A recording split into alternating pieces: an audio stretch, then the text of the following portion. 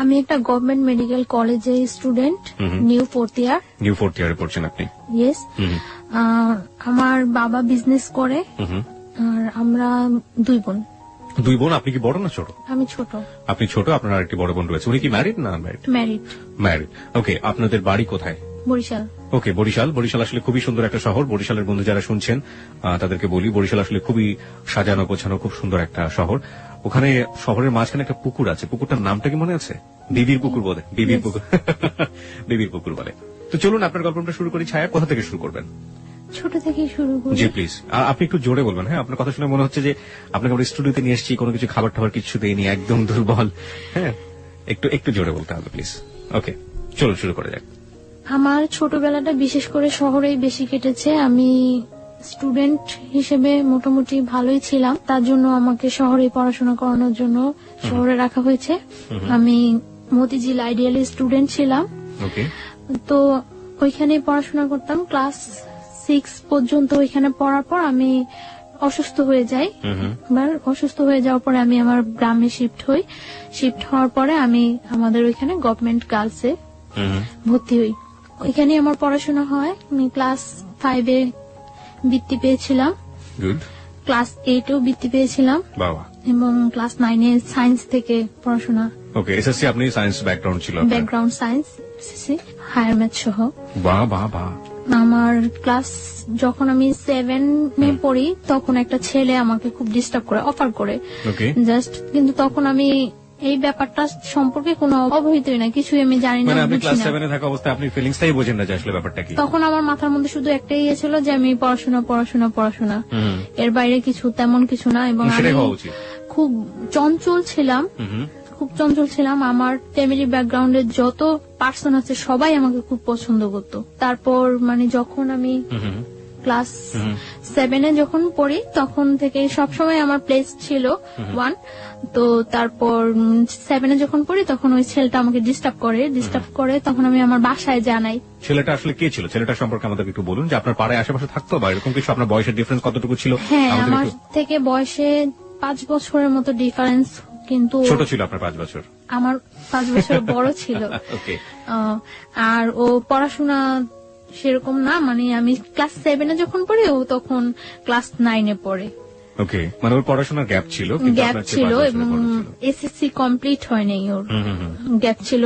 পরে মানে ডিস্টার্ব করে, তখন আমি আমার বাসায় জানাই। বাসায় জানানোর পরে আমার বাসায় বলতে আমি আমার কিছু কাজিনের কাছে জানাই। কাজিনের কাছে জানানোর পর আমার কাজিন কি করে ওকে রাস্তা থেকে ডেকে মানে একটু শাসায় দেয় যে এরকম করবে না, এরকম করলে এরকম করবে। তো কিছুদিন চুপচাপ থাকার পর আমি আবার স্কুল যাই আসি, কোনো প্রবলেম করে না। কিছুদিন চুপচাপ থাকে, তারপর দেখা গেছে আমি যখন স্কুল যাই আমার সাথে সাথে যায়, আবার আমি যখন আসি তখন আমার সাথে সাথে আসে এবং নানা রকম সাউন্ড করে। কি ধরনের সাউন্ড করতো মনে আছে? হ্যাঁ, এইরকম যে ভালো লাগে বললেই তো হয়, কি প্রবলেম, আমরা কি চলি না, এরকম মানে বিভিন্ন রকম সাউন্ড করে। তো মানে সাউন্ড করে এইভাবে ক্লাস 7 শেষ হয়ে যায়, ক্লাস 8 শেষ হয়ে যায়। তো 8-এ যখন আমি বৃত্তি পরীক্ষা দেব, তো বৃত্তি পরীক্ষাটা আমাদের স্কুল থেকে একটু দূরে আরেকটা স্কুলে আমার সেন্টারটা। তো ওই স্কুলে যাই আমি বৃত্তি পরীক্ষা দেই। তো পরীক্ষার মধ্যে ও হলের পিছন দিয়ে ওয়াল টপকায় হলের ভিতরে ঢুকে।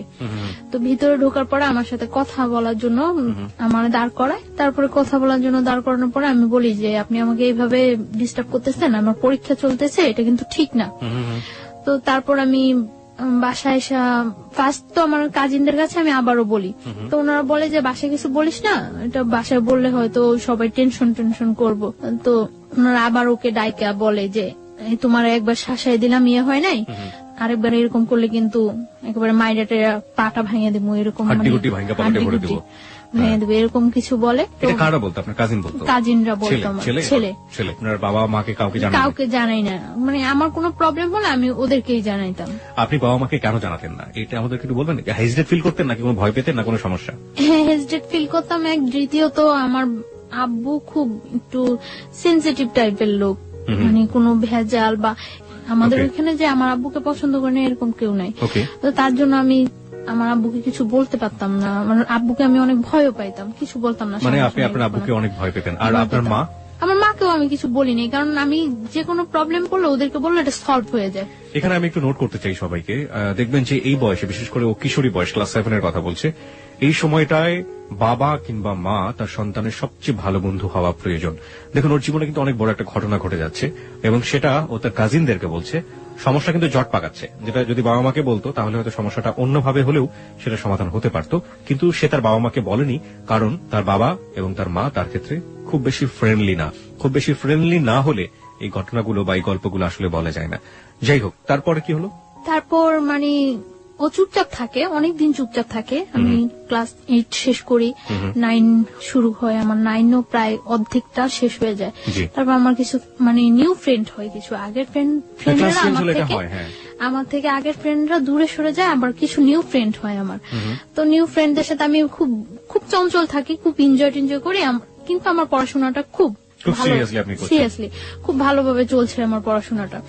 তারপর যখন 10-এ আমি পড়ি, তখন মানে আমার টেস্ট পরীক্ষার কিছুদিন আগে মানে ছেলেটা খুব বেশি ডিস্টার্ব করা শুরু করে, খুব বেশি ডিস্টার্ব করে মানে রাস্তায় দাঁড়া করায়, মানে চিঠি দেওয়ার চেষ্টা করে, এরকম ফোন করার চেষ্টা করে আমাদের বাসায়, বা অনেক সাইন সিম্পটম ইয়ে করে, যেটা আমি বুঝি যেটা ও করছে।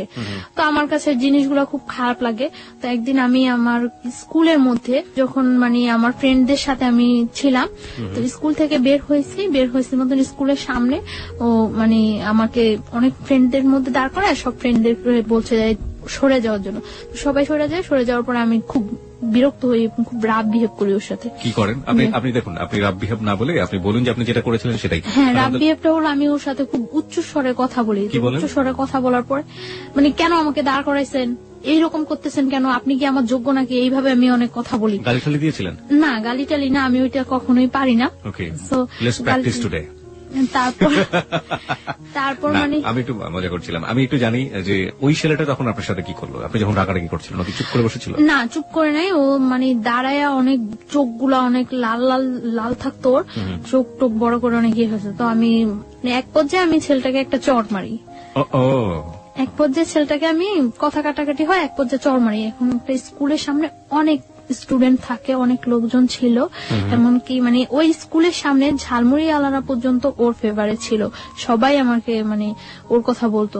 তো চড় মারি, এটা ওর খুব গায়ে লাগে। গায়ে লাগার পরে কিছুদিন পর ও আমার একদিন স্কুলের মধ্যে যায়। আপনার স্কুলের মধ্যে যখন যাচ্ছে সেই ঘটনাটা আমি আসবো, তবে তার আগে আমাকে বলেন তো, এই ঝালমুড়িওয়ালাও তার ফেভারে ছিল, মানে সবাই ফেভারে ছিল, মানে ব্যাপারটা ঠিক বুঝতে। ও কি একই স্কুলে পড়তো আপনার? না, আমি গার্লসে পড়তাম। আচ্ছা।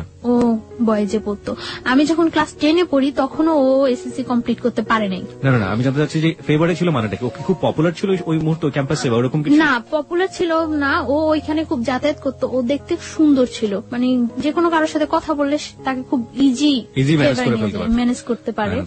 তার জন্য ঠিক আছে। তারপরে কি হলো? তারপরে আপনার চড় মারার পরে আপনি বলছিলেন যে চড় মারার পরে কিছুদিন যায়, মনে হয় 4-5 দিন যায়। 4-5 দিন গ্যাপের পরে ও একদিন আমার স্কুলে যায়। তো আমি কলের কাছে ছিলাম, কলের কাছ থেকে আমি ঘুরে আসতে নেওয়ার পরে আমি হঠাৎ ওকে দেখে আমি মানে যেই পথে আসতেছিলাম ওটা ব্যাক করে অন্য পথে আসতে নেই।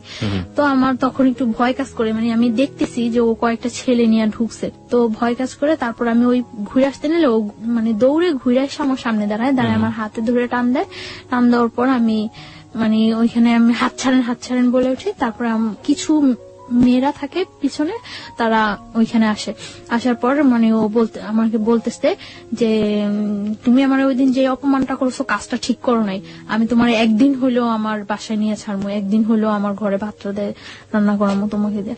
তো আমি বলছি আচ্ছা ঠিক আছে, পারলে কইরেন। এরকম কথা বলার পরে প্রেক্ষিতে মানে ও তখন চলে আসার পরে অনেক দিন যাবত গ্যাপ থাকে। আমার এসএসসি কমপ্লিট হয়ে যায়, ওকে আমি দেখি না। এসএসসি কমপ্লিট হয়ে যায়, আমি তো মনে করছি ও মনে হয় চলে গেছে, কোথাও ইয়ে হয়ে গেছে। এসএসসি কমপ্লিট হয়ে যায়, আমি ঢাকা আসি। আমি আগে আমাদের ওইখানে কলেজেই ভর্তি হই, আর পরে ঢাকা আসি। তখন ওই ইয়ারের সিস্টেম ছিল, মানে পয়েন্টেই ভর্তি করানোর জন্য ওই ইয়ার সিস্টেম হয়। তো আমি হোলি ক্রসে ভর্তি হই, ফার্মগেট হোলি ক্রসে ভর্তি হওয়ার পর আমি এখানে একেবারে শিফট হয়ে যাই ফার্মগেট হোস্টেলে। এখানে পড়াশোনা করে মাঝে মাঝে বাড়ি যাওয়া হয়, ঈদে বাড়ি যাওয়া হয়। এমনিতে ততটা বাড়ি যাওয়া হয় না, খুব ইয়ে থাকে আমার উপরে, খুব প্রেশার থাকে পড়াশোনার উপর যে আমার রেজাল্ট ভালো করতেই হবে। তো আমার চলছে, ভালোই পড়াশোনা চলছে। ইন্টার পরীক্ষা দেওয়ার পরে বাড়ি যাই অনেক দিন থাকি বাড়িতে। ওকে। যতদিন পর্যন্ত রেজাল্ট না হয় বাড়িতে থাকি। রেজাল্ট হওয়ার কিছুদিন আগে আমি ঢাকা আসি মেডিকেলের জন্য কোচিনে এডমিট হই।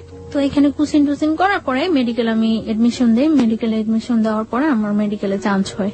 চান্স হওয়ার পরে ওইখানে ভর্তি টর্তি হওয়ার কিছুদিন পরে ক্যাম্পাস বন্ধ হওয়ার পরে আমি বাড়ি যাই। ফার্স্টলি বাড়ি যাওয়ার পরে আমি আমার ওই ফ্রেন্ডদের সাথে এমনি কন্ট্যাক্ট হয়। এর মধ্যে একটা ফ্রেন্ড ঢাকায় এডমিট হয়েছে ইডেন কলেজে, তো ওর সাথে ভালো কন্ট্রাক্ট থাকে। তো বাড়ি যাওয়ার পরে সবার সাথে কন্ট্রাক্ট হয়। কন্ট্রাক্ট হওয়ার পর আমরা ঠিক করি যে একদিন টিচারের সাথে দেখা করবো। আমরা বাড়িতে যে হায়ার ম্যাথ যে টিচারের কাছে করতাম ওই টিচারের কাছে দেখা করবো। ওই টিচার হলো বরিশাল মদনমোহন কলেজের টিচার। টিচারের সাথে দেখা করব।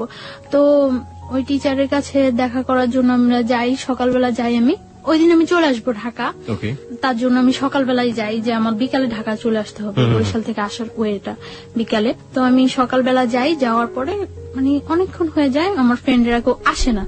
তারপর আমি ফোন করি সবাই, কি ব্যাপার তোমরা আসো না কেন? বলতেছে আমাদের তো আজকে পিকনিক, তো একটা কাজ করি আমরা সবাই রেডি হয়ে আসি দেখা টাকা করে চলে যাব। তো আমি বলতেছি আচ্ছা ঠিক আছে আসো, আমি কিছুক্ষণ ওয়েট করি। তারপর আসছে ওরা, আসার পরে ওরা বলতেছে আমাদের সাথে চল। আমি বলতেছি না আমার তো আজকেই ঢাকা যেতে হবে, আর তাছাড়া আমি বাসায় বলে আসিনি, আমার আম্মু অনেক রাগ করবে, সবাই অনেক রাগ করবো, আমি বলে আসিনি, এটা কিছুতেই সম্ভব না যাওয়া। পরে বলতেছে আচ্ছা আমরা তো তোর বাসার সামনে দিয়ে যাব, তুই আমাদের সাথে চল, তোকে শিফট করে দিয়ে চলে যাবো আমরা। তো আমি আচ্ছা ওকে ঠিক আছে। তো আমি একটা মাইক্রো, ওরা এই মাইক্রোটাতে করে আসছিল, আমি ওই মাইক্রোতে ওরা উঠে আমি পথ থেকে নেমে যাবো, তো আমি লাস্টে উঠি। ওঠার পরে আমি যখন মানে উঠে আমি নক করি, পরে ঘোরার পরে আমার আর কিছু মনে নেই। আচ্ছা আচ্ছা, এখানে যে কি হয়েছিল আমি কিছুই বলতে পারবো না, জাস্ট আমি একটা স্মাইলের মতো মন ফিল করছি। তারপর আমি আর কিছু মনে নেই, আমার সেন্স ছিল না। আমার যখন সেন্স আসে তখন সন্ধ্যার দিকে আমি ফিল করতেছি যে তখন সন্ধ্যা জাস্ট আজান হচ্ছে এরকম সময়, এবং তখন আমি দেখতেছি যে আমি মাওয়া ঘাট ওভার করেছি, just Postogola bridge, Dhaka Postogola bridge. কিন্তু আমি তখন মুখে কিছু বলতে পারছি না এবং কোনো কিছু, আমি জাস্ট একবার কি দুইবার চোখ খুলে আবার চোখ অফ হয়ে গেছে। তারপর আমি আর কিছু বলতে পারবো না। যখন আমার সেন্স আসছে রাত্রে, তখন প্রায় 2:30 কি 3টা বাজে মনে হয়, আমি ওইরকম মনে হচ্ছিল আমার কাছে 2:30 কি 3টা বাজে। তখন আমি যে জায়গা ওই জায়গাটা টাঙ্গাইল, মানে আমি ব্যাক আসার সময় দেখেছি যে ওটা টাঙ্গাইল, কিন্তু তখন আমি জানি না ওটা যে টাঙ্গাইল। আমি একটা বাসায় আছি, ওই বাসায় অনেক লোকজন আছে, এবং আমি এর মধ্যে যখন আমি মাওয়াতে পোস্তকলা ব্রিজ, মাওয়া ঘাট যখন শেষ হলো, পোস্তকলা ব্রিজে যখন আমি চোখ খুললাম, তখন আমি দেখছি যে আমার পাশে ওই ছেলেটা বসা, সামনে আরেকটা ছেলে বসা, মাইক্রোতে 2টা ছেলে, আর আমি সামনে যে ছেলেটা বসা, ওই ছেলেটাকে আমি কখনোই দেখি নাই, আর আমার সাথে পরিচিত না ছেলেটা। আপনি কি মাইক্রোতে তখন? তখন আপনি মাইক্রোর ভিতরে? তখন আমি এর মধ্যে যে 2বার চোখ খুললাম, তখন আমি দেখতে পেয়েছি যে আমার সামনে ছেলেটা ড্রাইভারের পাশে বসা, যাকে আমি কখনোই দেখিনি এর আগে, আর আমার পাশে ওই ছেলেটা। এবং তারপর তো রাত্রে আমি যেই বাসায়, যখন আমার সেন্স আসে তখন আমি ওই বাসায়, এবং আমি দেখি যে আমার চারপাশে অনেক লোকজন, ওই বাসার অনেক মেম্বার, বাট আমি তাদের কাউকে তো কখনোই দেখিনি, চিনিও না। তারপর আমি জিজ্ঞাসা করলাম যে আমি এখানে কেন আসছি এবং কিভাবে। তারপর বললো যে তুমি এখানে কোনো শব্দ করবে না, সাউন্ড করবে না, এখানে যদি কোনো সাউন্ড করো তোমারই কিন্তু প্রবলেম হবে, তো এখানে কোনো সাউন্ড টাউন্ড করবে না, চুপচাপ শুয়ে থাকো। তারপর বললাম যে কেন আমি চুপচাপ শুয়ে থাকবো, আমি এইখানে আসলাম কিভাবে, আমি তো এখানে আসা না, আমার তো আজকে ঢাকা যাওয়ার কথা। তারপর বলতেছে তুমি ঢাকায় আসো, প্রবলেম নাই। ওই বাসায় একটা মহিলা বলতেছে আমার, তুমি ঢাকায় আসো, প্রবলেম নাই, চুপচাপ শুয়ে থাকো, আমরা কিন্তু লোক বেশি ভালো না, বেশি সাউন্ড করবা একেবারে জবাই করে দেবো। আমি তারপর চুপচাপ শুয়েছিলাম। সকাল হওয়ার পর আমি দেখলাম যে ওই ছেলেটা আসছে ওই বাসায় ছিল না, আমি ছিলাম ওই বাসায়, আসছে, এবং আসার পরে মানে এতক্ষণ তো আমি সবার সাথে কন্টিনিউ ছিলাম। আসার পরে আমাকে একটা রুমে আলাদা করে মানে বসিয়ে আমার হাত পা বেঁধে দেওয়া হয়েছে। বেঁধে তারপরে ও বলতেছে এবার বুঝছো আমার সাথে খারাপ ব্যবহার করার কি ফল, আমি তো তোমার আগেই বলছিলাম যে আমার সাথে রাফ বিহেভ করে কিছু করতে পারবো না, আমার সাথে খারাপ ব্যবহার করার ফল বুঝছো। আমি বলছি যে আপনি কেন নিয়ে আসছেন আমাকে এখানে। পরে বলতেছে দেখো আমি তোমার নিয়ে আসছি, আমি তোমার কোনো ক্ষতি করবো না, তুমি আমাকে বিয়ে করো, সবকিছু ঠিক হয়ে যাবে, তুমি বিয়ের কন্ডিশনে তুমি যেটা বলবো সেটাই ওকে। পরে আমি বলছি কেন আমি আপনাকে বিয়ে করব? আমি তো আপনাকে বিয়ে করার প্রশ্নই জাগে না। আপনি নিজের অবস্থানটা আর আমার অবস্থানটা চিন্তা করেন। আমি একটা মেডিকেল স্টুডেন্ট আর আপনি একটা, যে কোনো ওয়েই নেই আমার সাথে আপনার বিয়ে হওয়ার মতো। আমি কেন আপনাকে বিয়ে করবো? আপনি যে আমাকে এখানে তুলে নিয়ে আসছেন, এটা যদি কেউ জানে আপনার যে কি অবস্থা হবে একবার চিন্তা করছেন? পরে বলতেছে আমি তো তোমাকে তুলে নিয়ে আসছি, এটা তো কেউ জীবনে জানবো না, সবাই তো জানে তুমি আমার সাথে পালায় চলে আসছো। আমি বলছি হোয়াট, আমি আপনার সাথে পালায় আসছি মানে? পরে বলতেছে তোমাকে আমি নিয়ে আসছি তখন সকাল 8:30, আর 9:30 মধ্যে অত্র এলাকার এমন কোন লোক নেই যে জানে যে তুমি আমার সাথে পালায় আসছো। আমি মানে কি? পরে বলতেছে এটাই, তুমি তো এটাই বুঝলা না আমি যে কি করতে পারি। তোমাকে আমি নিয়ে আসার পরে আমার বন্ধু বান্ধব হইতে সবাই এলাকায় পাবলিশ করে দিছে যে আমি তোমার সাথে, তুমি আমার সাথে পালায় আসছো, আর তোমার সাথে যে আমার আগে থেকে একটা ইয়ে হইতেছিল এটা তো সবাই জানে। পরে আমি বলতেছি আশ্চর্য, এই কথা কেউ বিশ্বাস করবে না যে আমি আপনার সাথে পালায় আসছি, আমি আপনার সাথে পালায় আসতে যাবো কেন? পরে বলতেছে কেউ বিশ্বাস করবে না, কিন্তু করানো হয়েছে, সবাই এখন জানে যে তুমি আমার সাথে পালায় আসছো, বিশ্বাস করো না। তারপর ও কয়েকটা নাম্বারে ফোন দিল, ফোন দিয়ে সবাই একই কথা বলতেছে, মানে ওর পরিচয়টা ও না দিয়ে জিজ্ঞাসা করতেছে যে ওই মেয়েটার সম্পর্কে এই কথাটা শুনলাম, ওই মেয়েটা নাকি পালাই গেছে, এরকম এরকম সবাই একই কথা বলতেছে, হ্যাঁ মেয়েটা পালাই গেছে, কত খারাপ মেয়ে, বাবা কত কষ্ট করে পড়াশোনা করেছে, খুব বিশ্রী কমান্ড করতেছে সবাই আমার সম্পর্কে। আমি কান্না শুরু করে দিচ্ছি। পরে বলছে কান্না করে কোনো লাভ নেই, যা হওয়ার হয়ে গেছে, তুমি আইনে নাও, বিয়ে করো। আমি জীবনেও না। তারপর ও চলে গেছে, চলে যাওয়ার পরে দুপুরে আমাকে খাইতে দিচ্ছে, এই পর্যন্ত আমাকে কোনো কিছু খাইতে দেয়নি, দুপুরে আমাকে ওই বাসায় খাইতে দিছে শুটকি, বেগুন, ভাত খাইতে দিছে, যা আমি কখনোই খাইনি এর আগে। খাইতে দেওয়ার পর আমি খাই নাই, না খাওয়ার পরে ও এসে আমার বলতেছে সোজাসুজি খাও, না হলে কিন্তু মারবো। আমি বলছি আপনি আমাকে মারবেন কেন? আপনি মারার কি আমাকে? আমাকে আমার বাবা মা পর্যন্ত কোনো টাচ করে নেয় আর আপনি মারবেন? পরে বলতেছে আমি মারার কে, তুমি দেখবা। পরে বলছে খাও। পরে আমি বলছি না আমি খাবো না, আমি এই খাবার খাবো না। পরে বলছি কি খাইবা? আমি বলছি আমি কিচ্ছু খাবো না, আমার বাড়িতে নিয়ে আসেন, আমার বাড়িতে দিয়ে আসেন। আপনারা আমার বাড়িতে না দিয়ে আসেন, আমার বাড়ি কারোর সাথে কন্ট্যাক্ট করতে দেন, সে এসে আমার বাড়ি থেকে লোকজন এসে আমাকে নিয়ে যাবে। ইম্পসিবল, তুমি তো তোমার বাড়ি থেকে আর কখন জীবনেও কন্ট্যাক্ট করতে পারবে না, তুমি আর জীবনেও তোমার বাড়ি কারোর কাছে যাইতেও পারবো না, কন্ট্যাক্ট করতে পারবে না। তারপর চলে গেছে, তো আমি আর কি বলবো, চুপচাপ ছিলাম, আমি খাইনি। তারপর রাত্রে আবার আসছে, রাত্রে এসে বলছে তুমি চিন্তা করছো, ডিসিশন নিছো, কি করবা? আমি বলছি ডিসিশন নেওয়ার কিছু নেই, আমার পক্ষে আপনাকে বিয়ে করা সম্ভব না, আর আগে তো যা ছিল এখন তো আরো আগে সম্ভব না। আপনি কত বড় একটা অপরাধ করছেন, আপনি আমার তুলে নিয়ে আসছেন না জানে, তারপর আনছেন টানছেন সবার কাছে, আবার এটা প্রকাশ করে দিচ্ছেন আমি আপনার সাথে পালাই আসছি, কত খারাপ কাজ করছেন, ইম্পসিবল, আমি আপনাকে কখনোই বিয়ে করবো না। পরে বলতেছে তুমি বিয়ে করবা, পরে তুমি আমার সাথে সংসারও করবা, আমার কাছেই থাকবা তুমি। বলছে না আমি কখনো এই কাজ করবো না, আমি আপনার বিয়ে করবো না, আপনি যদি আমার মায়েরাও ফেলান তারপর আমি আপনাকে বিয়ে করবো না। তারপর বললো মায়েরা ফেললো বিয়ে করবো না, না আমি বলছি না করবো না। তারপর বলতেছে যে খাও, এখন ডিম ভাজি আর ভাত নিয়ে আসছে খাওয়ার জন্য। যে জায়গায় নিয়ে গেছে ওই ফ্যামিলিটা তো এস্টাবলিশড ফ্যামিলি না, কিন্তু মানে লোকগুলা খুব ভালো না, এটা আমার কাছে আমি ফিল করতে পারছি যে লোকগুলো খুব ভালো না। তারপর বলতেছে খাইবা না? পরে আমি বলছি না খাবো না। তারপরে তখন আমার অনেক মানে চুল ছিল, বড় চুল ছিল, আমি তখন বোরকা পরি না, চুল ছিল। তখন বলতেছে যে এখন যদি আমি তোমার চুলগুলি সব কাটে দেই তারপর কি তুমি খাইবা? আমি বলছি আপনি আমার চুল কাটবেন কেন?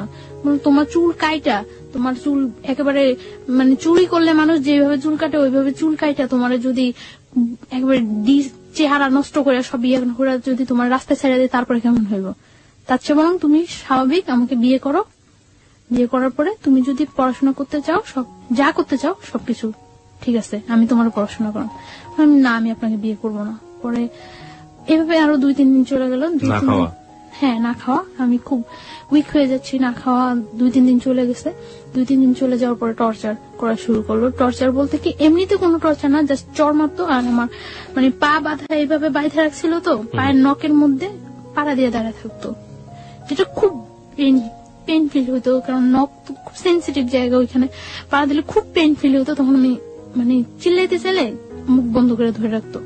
তো এইভাবে প্রায় 7-8 দিন চলে গেছে, 9 দিনের দিন আমি মনে করছি, নিজে করতেছি যে এখান থেকে আমার, যেহেতু আমার ফ্যামিলি কেউ জানেই না আমি কোথায় আছি, আর এখান থেকে আমার খুঁজে বাই করা সম্ভব না যে আমি এইখানে আছি, যে খুঁজবো তারা খুঁজে যে বাই করবো, তারা কি আমার আদৌ খুঁজতেছে না এইটাই মনে করতেছে যে আসলে আমি পলাই গেছি, সেটাও তো আমি জানি না যে আমি কিভাবে শিওর হম যে হ্যাঁ আমার তারা খুঁজতেছে, তারা আমার খুঁজে নিবো, এই আশায় যে আমি বসে থাকবো, কিভাবে আমি শিওর হবো।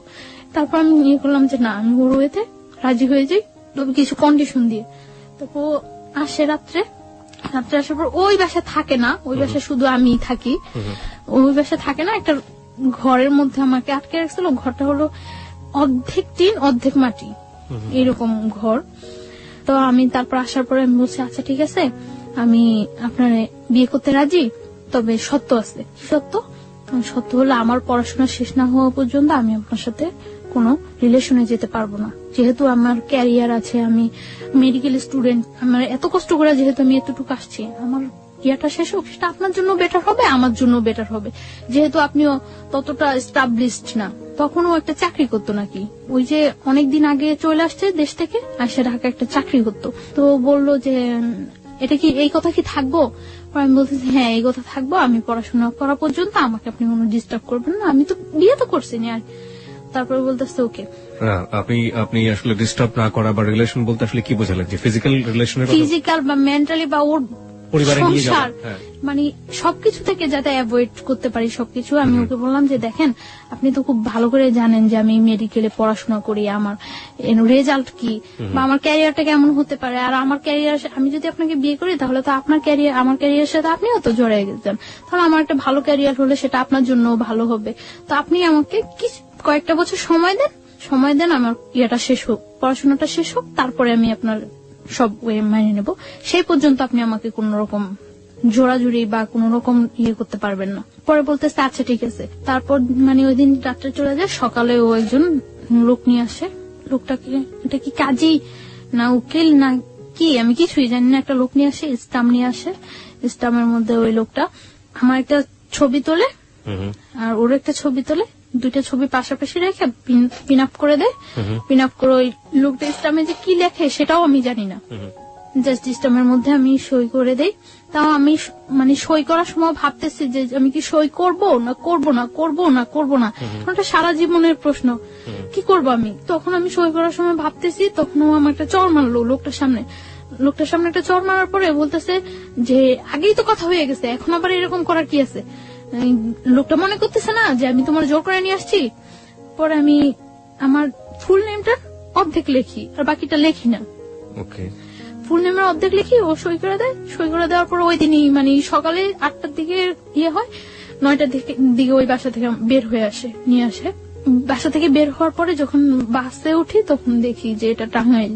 তো ঢাকা নিয়ে আসে, ঢাকা নিয়ে আসার পরে আমি ওই দিনই ঢাকা, আমি আমার হোস্টেলে চলে যাই। আমি বলি যে আমি আমার হোস্টেলে চলে যাই, আপনার সাথে বিয়ে তো হয়ে গেছে। জাস্ট আমি হোস্টেলে উঠি। হোস্টেলে ওঠার পরে 2-3 দিন ভালো যায়, কোনো ইয়ে করে না। আমি আমার ফ্যামিলির সাথে যোগাযোগ করার চেষ্টা করি যে কি করব আমি এখন। আমার ফ্যামিলির সাথে যোগাযোগ করার জন্য অনেক চেষ্টা করি, বাট আমার ফ্যামিলির সাথে কোনো কন্ট্যাক্ট করতে পারি না।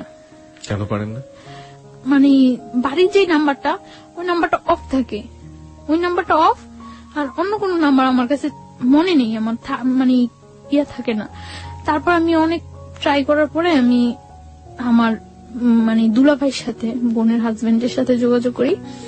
যোগাযোগ করার পরে উনি বলতেছে যে আচ্ছা যা হয়েছে তো হয়ে গেছে, কেউ বিলিভ করে না যে তুমি ইয়ে করছো, তোমার নিয়ে গেছে, সবাই এটাই বিলিভ করে। আর দেখো গ্রাম তো, সমাজ তো, সবাই একটাই জিনিস বিশ্বাস করে যে তুমি ইয়ে করছো, চলে গেছো। আর এখন যদি তুমি ফিরে আসো, এটা মানে কেউ মাইনা নিব না, কেউ মাইনা নিব না, এটা সবাই তোমার বরং ধিক্কার দিব। তো আমি তারপর বুঝে বলি, অনেক বলি, বলার পরে আমি ট্রাই করি আমার ফ্যামিলির কাছে ফিরে যাওয়ার জন্য, কিন্তু তারা কেউ আমাকে নেওয়ার ইয়ে করে না। তখন আমার যে দুলাভাই, ওনার সাথে আমার বোনের জাস্ট ইয়ে হয়, এঙ্গেজ হয়, বিয়ে হয় না। তখন বলে যে দেখো এইটার কারণে হয়তো তোমার বোনের অনেকটা ইয়া ফিল করতে হতে পারে।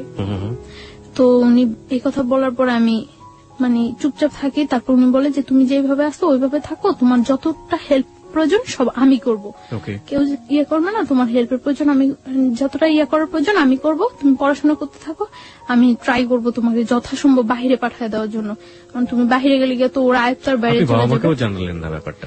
হ্যাঁ জানাই, কিন্তু তারা কেউ আমাকে নেওয়ার জন্য আগ্রহ ফিল করে না। আপনি আমাকে একটু বলেন তো, খুলেই বলেন যে আপনি ফার্স্ট কখন বাবা আমাকে জানালেন, কি রিয়াক্ট করলো, আমি একটু জানতে চাই।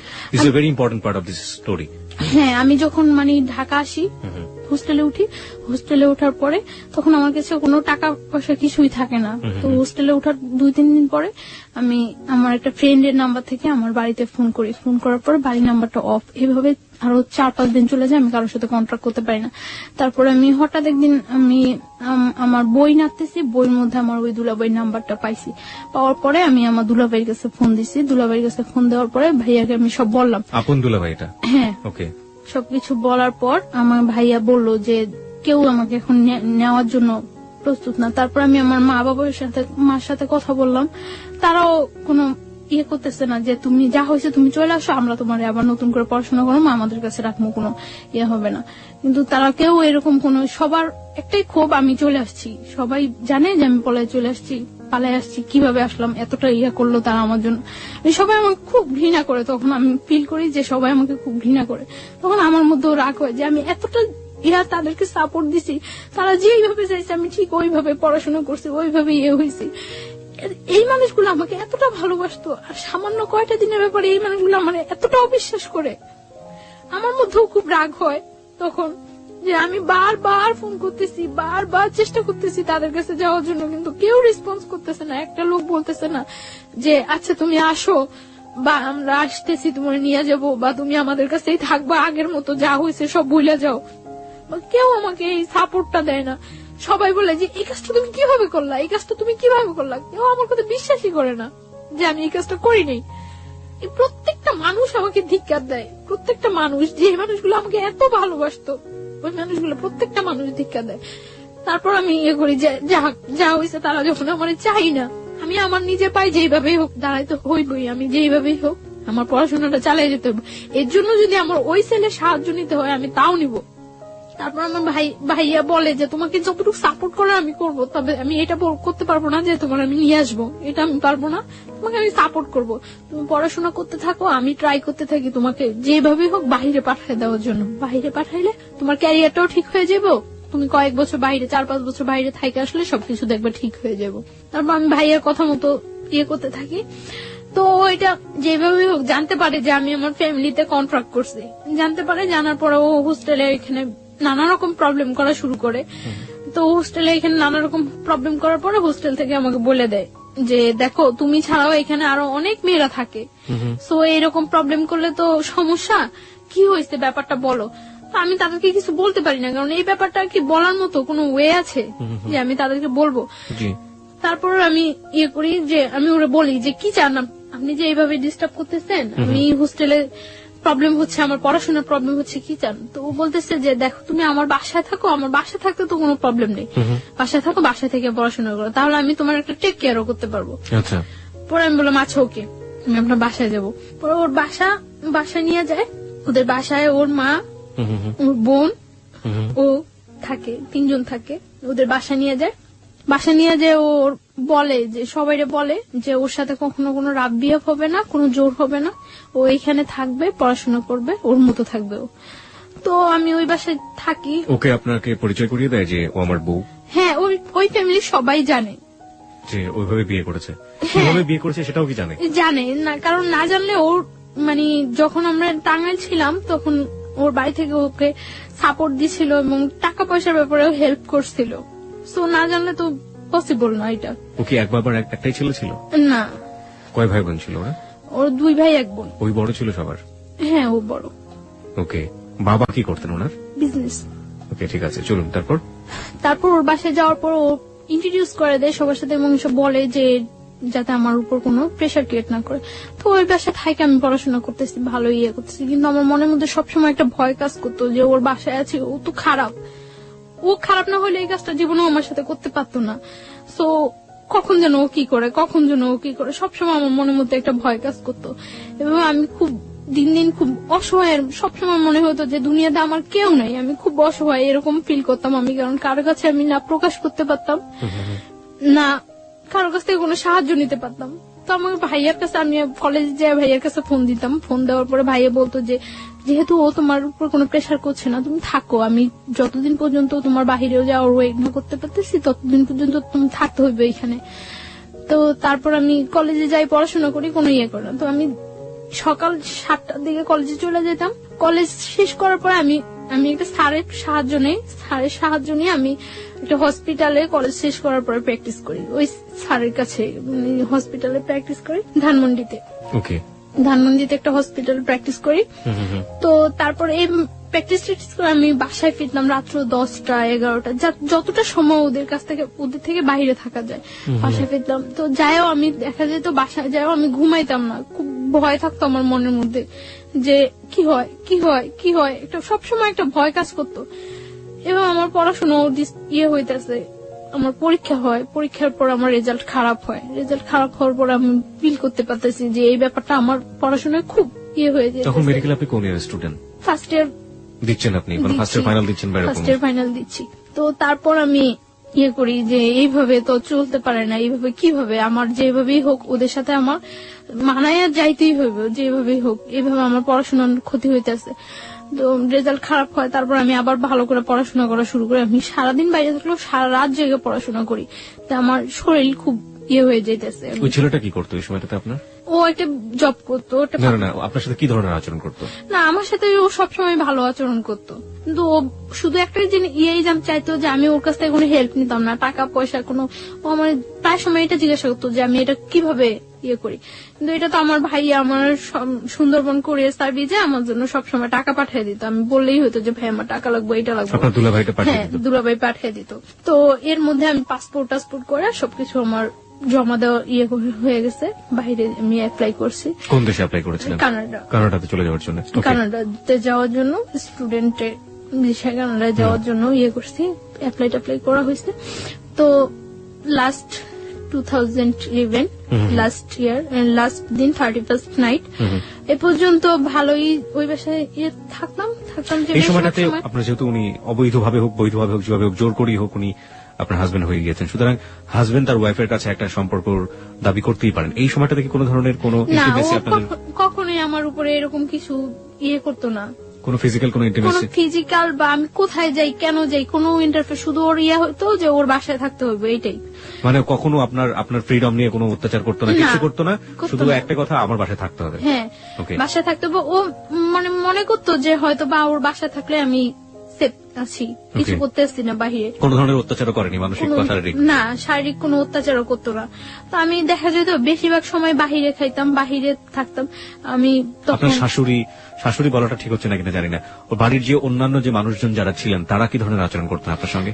হ্যাঁ, আমার শাশুড়ি মানে ওর মা ফিল করতে পারতো যে আমি ওকে খুব ডিসলাইক করি এবং আমি আজকে হোক কালকে হোক চলে যাবো, এটা উনি ফিল করতে পারতো। উনি সবসময় বলতো যে এই মেয়ের জন্য এত কিছু করতেছোস, এই মেয়ের পড়াশোনা করানোর জন্য এই মেয়ের জন্য এত কিছু করতেছ, মেয়ে থাকবো না। তো সবাই বলতো, মানে উনি আপনার সাথে কোনো খারাপ আচরণ করতো না, আমার সাথে কোনো করতো না। আমার সাথে জাস্ট মানে আমি খুব কথা বলতাম না বাসায়, যে সবসময় আমি চুপচাপ থাকতাম, অফ থাকতাম সবসময়।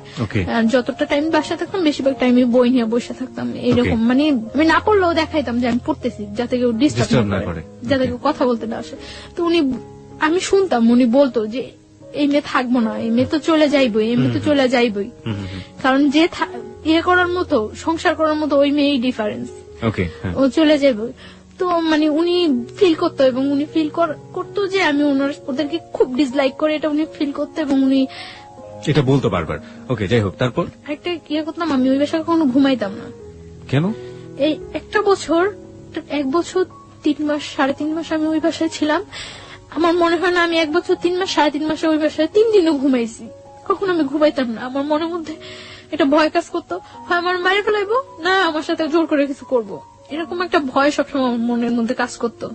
যেই ছেলে আমার ধরে নিয়ে আসতে পারে, বাইন্ধা রাখতে পারে, তুলে আনতে পারে, সেই ছেলের পক্ষে পসিবল না এমন কিছুই নেই। আপনি বলছিলেন যে রাতের বেলা ঘুমোতেন না, আপনি এরকম একটা অবস্থার বর্ণনা দিচ্ছিলেন। তারপরে রাতে কি কখনোই ঘুমাতাম না ওই বাসায়, খুব কম সময়। মনে হয় না আমি এই 1 বছর 3 মাস 3.5 মাসে 3 দিনও ঘুমাইছি। আমার বেশিরভাগ আমি কলেজ ক্লাস শেষ করে যে গ্যাপটা হতো, ক্লাস থেকে আমি নিউ একটা হসপিটালে যাইতাম যেখানে আমি প্র্যাকটিস করতাম, এই গ্যাপটা আমি বেশিরভাগ সময় স্লিপিং ট্যাবলেট নিয়ে কলেজ হোস্টেলে ঘুমাইতাম অনেকক্ষণ যাবত, 2 ঘন্টা 2.5 ঘন্টা 1 ঘন্টা 1.5 ঘন্টা। ওই টাইমটা দেখা যেত যদি ঘুম যদি না আসে তার জন্য আমি বেশিরভাগ সময় স্লিপিং ট্যাবলেট ইউজ করতাম, যাতে আমার ওই ঘুমটা একটু হয়ে যায়। ঘুম হয়ে যায় যাতে। অনেক সময় দেখা যেত স্লিপিং ট্যাবলেট খাওয়ার পরে মানে এই 2 ঘন্টা 2.5 ঘন্টা 1-1.5 ঘন্টার ঘুমে কিছু হয় না, খুব ঘুম পাইতো পরে। কিন্তু তারপর করার কিছু ছিল না, আমার ফিরতে হবে, আমার ওইখানে যেতে হবে, তার জন্য আমি পারতাম না। স্লিপিং ট্যাবলেট খাওয়ার পরেও ঝিমাইতে ঝিমাইতে হয়তো যাইতাম আমি, তারপর আমি বাসায় ঘুমানোর চেষ্টা করতাম না কখনো। তো দেখা গেছে আমার ওই ছেলেটা কি আপনার সাথে একই রুমে থাকতো? না, একই রুমে থাকতো না, আমি ওর মার সাথে থাকতাম আর পাশের আরেকটা রুমে থাকতো। ওকে। দেখা যেত যে অকারণে ওই রুমে খুব কম ঢুকতো না ততটা এই রুমে। দেখা গেছে আমি রাতে 10টা-11টায় বাসায় ফিরছি, ওই 12টা-1টার মধ্যে সবাই ঘুমিয়ে গেছে। ওকে। সো এই রুমে আসার ততটা প্রশ্ন জাগতো না, আর আমি সকালবেলা 7টার মধ্যে বাসা থেকে বের হয়ে চলে যেতাম। বাবা কি বলতো আপনার সাথে? বাবা কোন ধরনের খারাপ আচরণ করতো? না, ওর বাবার সাথে আমার ততটা হইতো না, দেখা হইতো না, কথা হইতো না, তিনি খুব একটা সময় এখানে থাকতো না। ওকে। তো এইভাবে যাচ্ছিল। লাস্ট কোরবানির ঈদ, কোরবানির ঈদে যখন হয় আমি আমার মানে ওদের সাথে বাড়ি যাই, ওদের সাথে ওদের বাড়িতে যাই, গ্রামের বাড়িতে ওদের বাড়িতে যাই। তো যাওয়ার কারণ আমি একা একা কোথায় কিভাবে যাব, গ্রামের বাড়িতে যাই ওদের সাথে। যাওয়ার পরে ওদের ওইখানে আমি তো সকালবেলা যা পৌঁছায় সবাই, তো সকালবেলা যাওয়ার পর আমি 2-3 ঘন্টা পর আমি আমার নানা বাড়িতে চলে আসি। যে ওদের বাড়িতে তো আমি কখন থাকবোই না। মানে গ্রামের বাড়ি কোথায় ছিল? ওদের গ্রামের বাড়ি কোথায় ছিল? আমাদের ওইখানেই, বরিশালে। ওকে। তারপর গ্রামের বাড়িতে যায়, যাওয়ার পরে আপনি ওখান থেকে সুযোগ পেয়ে নানা বাড়ি চলে যাই, কারণ ওইখানে গেলে হয়তো সবাই আমাকে দেখবে, আমার সাথে কথা বলবে, সবাই ফিল করবে যে ওই মেয়েটাই তো। তার জন্য আমি কিছুক্ষণ পর আমি আমার নানা বাড়িতে চলে আসি। নানা বাড়িতে চলে আসার পর আমি মানে 2-3 দিন ওইখানে থাকা হয়, তারপর আবার ঢাকা ব্যাক। আসার পরে মানে ঢাকা আসার পরে আমি একদিনকে আমি সন্ধ্যার পরে আমি বাসায় ফিরতেছি, 8টা কি 8:30 বাজে আমি বাসায় ফিরতেছি। বাসায় ফেরার সময় একটা ছেলে ভ্যানের উপর বসা থাকে, কয়েকটা ছেলে, ওইখান থেকে একটা ছেলে কমেন্ট করে যে মনে হয় বাড়িতে গেছিল, কয়েকদিন যাবো তো দেখি নাই, বাড়ি থেকে আসছে। তো আমি তখন মনে করলাম যে এই ছেলেটা মনে হয় আমার ফলো করছে এর আগে, যেহেতু আমি বাড়ি থেকে আসার পরে এই কথা বলতেছে। তো আমি বাসায় চলে যাই। তো এর আগে ওই ছেলেটার ফেসটা আমার কাছে একেবারে অপরিচিত, ওই দিনই ফার্স্ট আমি ফেসটা দেখি, এবং ফেসটা দেখার পরে দেখা গেছে যে 2-1 দিনের মধ্যে ওর সাথে আমার দেখা হয়। বিশেষ করে আমি রাতে বাসায় ফেরার সময়, সকালে যখন আমি যাই 7টার দিকে তখন ওরকম কেউ থাকে না। তো রাতে ফেরার সময় দেখা গেছে 2-1 দিন পরপরই ওর সাথে আমার দেখা হয়, এবং কন্টিনিউ তখন আমাকে কমেন্টস করতে থাকে। তো এর আগে আমি যখন পড়াশোনা করি, পড়াশোনা অবস্থা অনেক অফার হয়, কিন্তু কখনো আমার কাছে ওইগুলা রেসপন্স হয় না এবং খুব খারাপ লাগে। কিন্তু ওর কমেন্টসটা কেন যেন আমার ভালো লাগছিল। তো তখন তো আমি একেবারে সম্পূর্ণ একা, কোন ফ্রেন্ডদের সাথেও ততটা মিশতে পারি না, করতে পারি না, দেখা গেছে খুব ডিজার্ট থাকি। তো ওর কমেন্টস গুলো ভালো লাগার পরে ও কমেন্টস করতে আমি কিছু বলতাম না, আমি শুধু হাসতাম। এরকম কিছুদিন কমেন্টস করার পর একদিন সকালবেলা, আমি ওই দিন শুক্রবার, আমি ওই দিন কলেজ আসিনি, তো সকালবেলা 11টার দিকে আমি বাসা থেকে বের হয়েছি। বাসা থেকে বের হওয়ার পর ও তখন মনে হয় সম্ভবত ফার্স্ট ঘুম থেকে উঠছিল, তো ঘুম থেকে উঠে ও বের হয়ে আমারে দেখছিল, তো বলতেছে আজকে দিনটা অনেক ভালো যাবে। ঘুম থেকে উঠে দেখছি অ্যাঞ্জেল।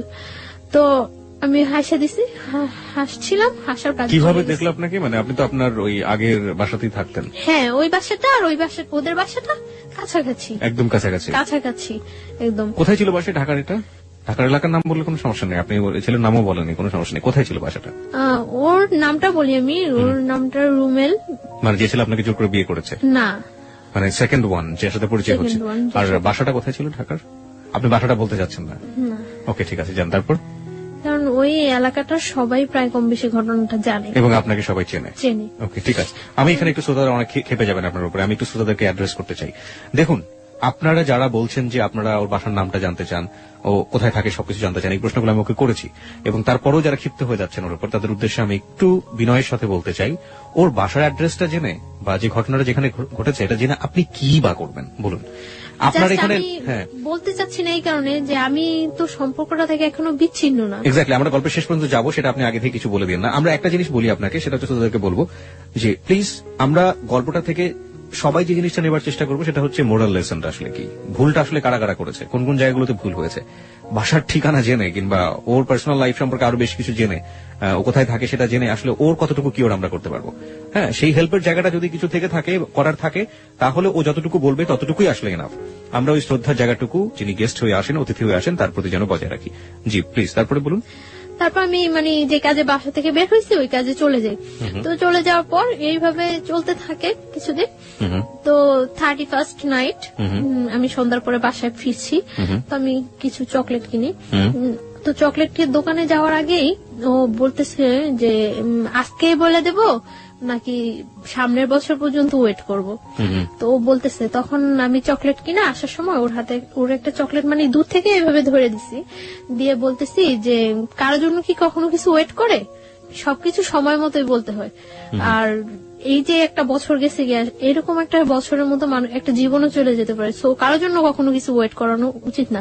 যেটা আমার বলার বা যেটা আমার করার সেটা জাস্ট টাইমেই করা উচিত।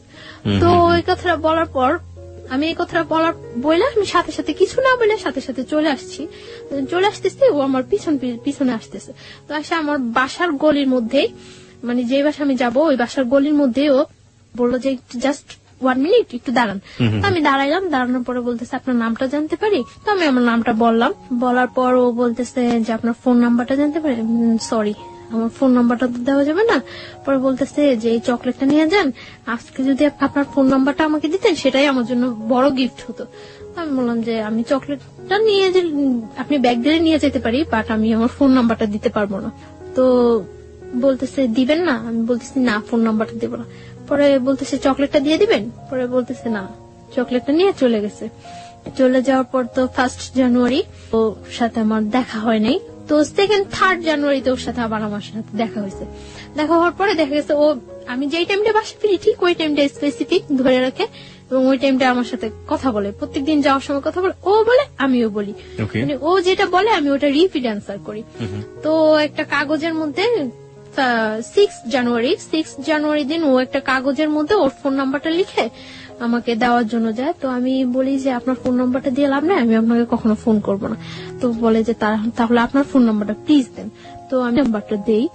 দেওয়ার পর আমি বাসায় ঢুকতে না ঢুকতে ফোন করার পর ও বলতেছে যে আমি ওর নাম জিজ্ঞাসা করে ওর নাম বলার পরে ও আমারে বলতেছে আপনি কি নার্স? আমি বলতেছি না, সরি আমি নার্স না। মানে আমার অ্যাপ্রনটা দেখে পরে বলতেছে নার্স না, তাহলে কি আপনি? পরে আমি বলতেছি যে আমি পড়াশোনা করি মেডিকেলে। বলতেছে কোন মেডিকেলে পড়ে? তো আমি বলতেছি যে আমি ওই মেডিকেলে পড়ি। তো আমি ওরা জিজ্ঞাসা করতেছি যে আপনি কি করেন? বলতেছে যে আমি পড়াশোনা করি। আমি কোথায় পড়ি? বুয়েটে পড়ি। ওকে। তো আমি মনে করলাম বুয়েটে পড়ে, কথা বলি। ওর কথাগুলো খুব মানে ইনোসেন্ট লাগতো। মনে হয়তো যে খুব মারপ্যাচ নেই, খুব ইজি কথা বলে। তো আমি কথা বলছি। 1st দিন কথা বলার পরে ও 2nd দিন আমাকে অফার করলো আপনি আমার সাথে বিয়েতে যাবেন। তো আমি বললাম যে আচ্ছা যাবো। মানে এরকম শীতকাল, জানুয়ারি তো শীতকাল। তো বলতেছে যে আচ্ছা ঠিক আছে, আমি যাওয়ার সময় আপনাকে ফোন দিলে আপনি বের হইন। তো আমি মনে করছি যে মনে এমনিতেই ফান করতেছে। তো কিছুক্ষণ পর আবার ফোন দিয়ে বলতেছে না আপনাকে তো নিয়ে যাওয়া যাবে না, নিয়ে গেলে অনেক ছেলেরা ওইখানে থাকবো, জিজ্ঞাসা করবো এটা কে, তখন আমি কি বলবো? তখন আমি হাসি যে নিজেই বললো আবার নিজেই এই কথা বলতেছে।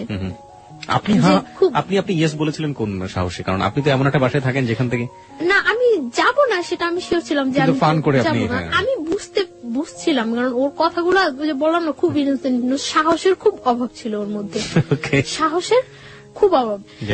ও তখন আমি হাসার পরে আমি বলতেছি আচ্ছা ঠিক আছে আপনি যান, আমি এমনিতেও যাব না, এমনিতেও আপনার সাথে আমার 1st পরিচয়, আর তাছাড়া আমি কোথাও যাই না, আমি এমনিতেও যাব না, আপনি যান এনজয় করেন। পরে ও বিয়েতে গেল, বিয়ে থেকে আসলো, আসে আবার রাত্রে আমাকে ফোন করলো। ফোন করার পর আমি ওর সাথে 1 মিনিট 2 মিনিট কথা বলি। তো এইভাবে 3-4 দিন কথা বলার পর জাস্ট রাত্র যখন 12টা 12:15 1টা বাজে তখন ও আমার সাথে কথা বলে 2 মিনিট 1 মিনিট 3 মিনিট এরকম কথা বলে এবং খুব একটা অস্থির একটা ভাব প্রকাশ করে। মানে আমার মনের মধ্যে খুব কনফিউশন হয়, এরকম অস্থির কেন? তো এবং কি যেন বলে মোমবাতি মোম। তো আমি করি যে ও কি কোনো নেশা টেশা করে রাত্রে। ওকে। একটা নেশাগ্রস্ত মানুষের কথা যখন তার ফিল হয় যে সে নেশা করা উচিত বা করবে, তখন একটা মানুষের বিহেভিয়ার দেখলেই বোঝা যায়। তো ওর এরকম অস্থির অস্থির ভাবটা আমার কাছে খুব লাগে। তখন আমি কিউরিসিটি জাগে যে কি করে ও, কেন ও আমার সাথে 2-1 মিনিট কথা বলে রাখা দেয় বা এমন অস্থির অস্থির কেন। তো আমি ওই টাইমটাই আমি ওরে বিশেষ করে ফোন দেই তখন রাত্রে যে কেন কি করে ও আমি এটা জানার চেষ্টা করি। তো এইভাবে কয়েকদিন চলে যায়। কয়েকদিন পরে ও একদিন, ওর বাইক আছে, ও একদিন আমার কলেজ থেকে আনতে যায়, সেটা আমার না বলেই যায়, ফোন করে যে আমি আসছি, আপনি আমার সাথে যাবেন। পরে আমি আচ্ছা ঠিক আছে দাঁড়ান। তো আমি বের হয়ে আসি, আসার পরে আমার নিয়ে আসে বলতে কি মানে আমার বাসায় ইজি নিয়ে যেতে পারতো, অনেকটা ঘুরায়। তো ও বলে যে আপনি জাস্ট আমার একটু সাপোর্ট করে বসেন যাতে আপনি পড়ে টরে না যান, আমার ভয় লাগতেছে যদি আপনি পড়ে যান। আমি বলি কোনো প্রবলেম নেই। মহাখালীর দিকে নিয়ে যায়। তো মহাখালী ফ্লাইওভার অনেক রাফ ড্রাইভ করে, জাস্ট এরকম একেবারে কাত হয়ে যায় একটু ধরার জন্য আপনাকে, মানে এরকম রাফ ড্রাইভ করতেছে। এমনিতেও ও সবসময় রাফ ড্রাইভ করে, একটু সুযোগ পাইলেই, রাস্তা একটু ফাঁকা পাইলেই এরকম করে। তো ফ্লাইওভারের উপরে একেবারে কাত হয়ে গেছে। তখন আমার কাছে একটু ভয় লাগছিল, তখন আমি এরকম কাঁধের উপর হাতটা রাখি। হাতটা রাখার পরে মানে এরকম করে অনেকটা ঘুরায়, মিরপুরের দিকে নিয়ে যায়, নিয়ে অনেকটা ঘুরে টুরে বাসার একটু দূরে বাসা থেকে নামায় দেয়। তো আমি বাসায় যাই, তারপরে এরকম কথা বলতে থাকে। তো ওই আমাকে বলে যে আপনি আমার ফ্রেন্ড হবেন।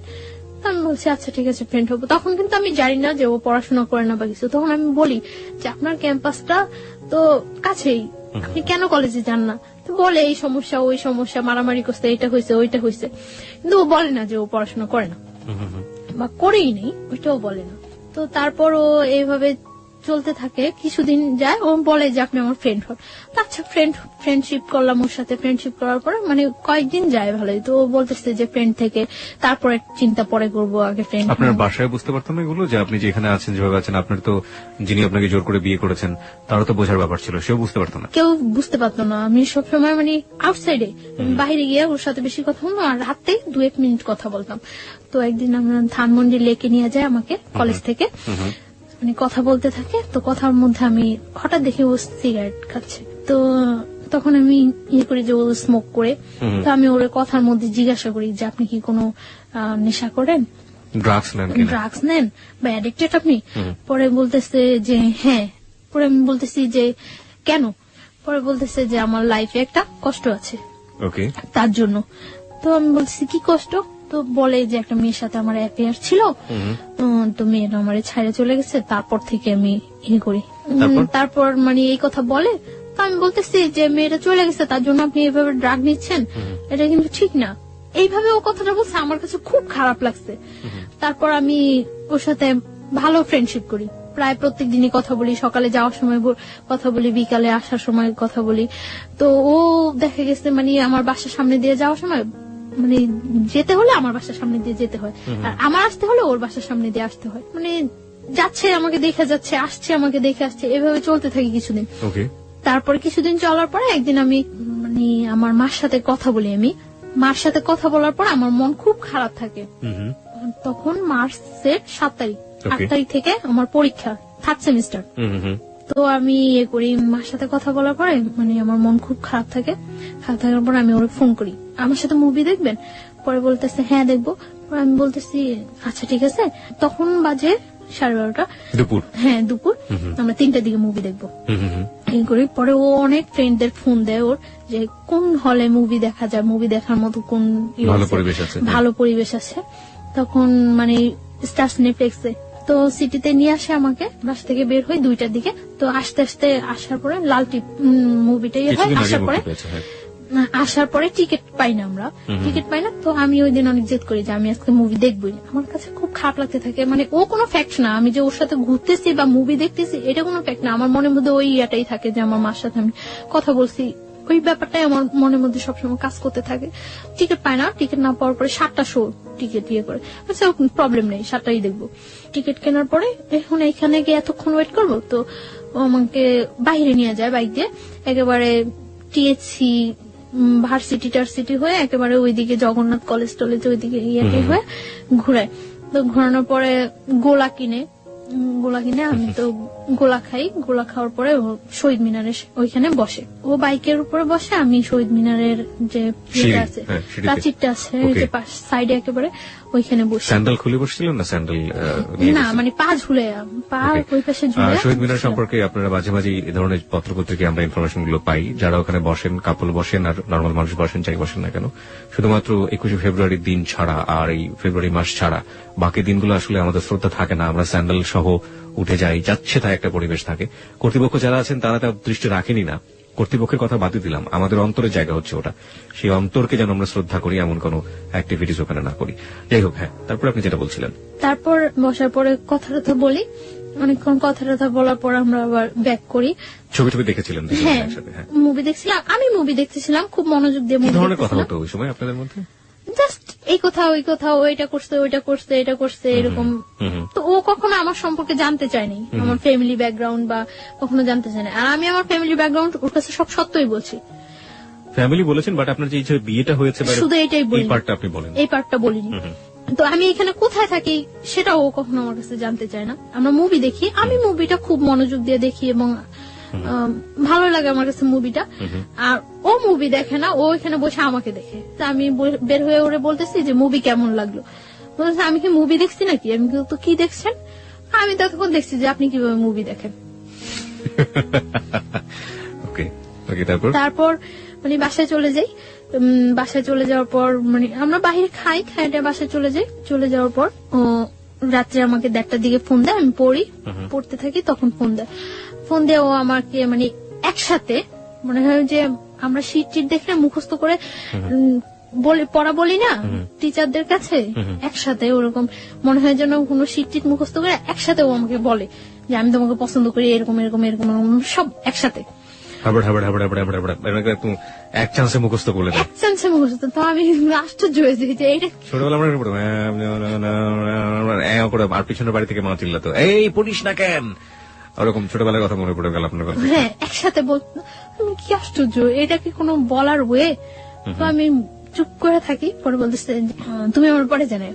তুমি বলছো তারপর? হ্যাঁ, তুমি আমার পরে জানো। তা আমি কিছু বলি না, চুপ করে থাকি, কেটে দেই ফোন। তারপরেও আমাকে যখন ফোন দিয়ে বলে যে আমি আপনি করে বলি, তো বলতেছে যে আপনি করে বলো কেন, তুমি করে বলো, পসিবল না। বলতেছে যে তুমি করে বলো, তুমি করে। এভাবে কয়েকদিন যাওয়ার পর আমি ওকে তুমি করে বলা স্টার্ট করি। ও দেখা গেছে তুমি আপনি মিশ্রণ হয়ে যায়, মিশ্রিত ভাষায় কথা বলতেছে। তো ও হাসতো মিশ্রিত ভাষায়। এইভাবে কয়েকদিন যাওয়ার পরে মানে ওর সাথে এক পর্যায়ে কি রিলেশন হয়ে যায়, অ্যাফেয়ার হয়ে যায় আমার সাথে। এবং ওর কথাগুলি আমার খুব ভালো লাগে, যখন কথা বলে আমার খুব ভালো লাগে, আমি অবাক হয়ে তাকিয়ে থাকি যে ও কথা বলে, কিন্তু খুব স্বাভাবিক ভাষায়, সাবলীল শুদ্ধ ভাষায় কথা বলে তা কিন্তু না, নর্মাল কথা বলতেছে, কিন্তু আমার কাছে খুব ইনোসেন্ট লাগে।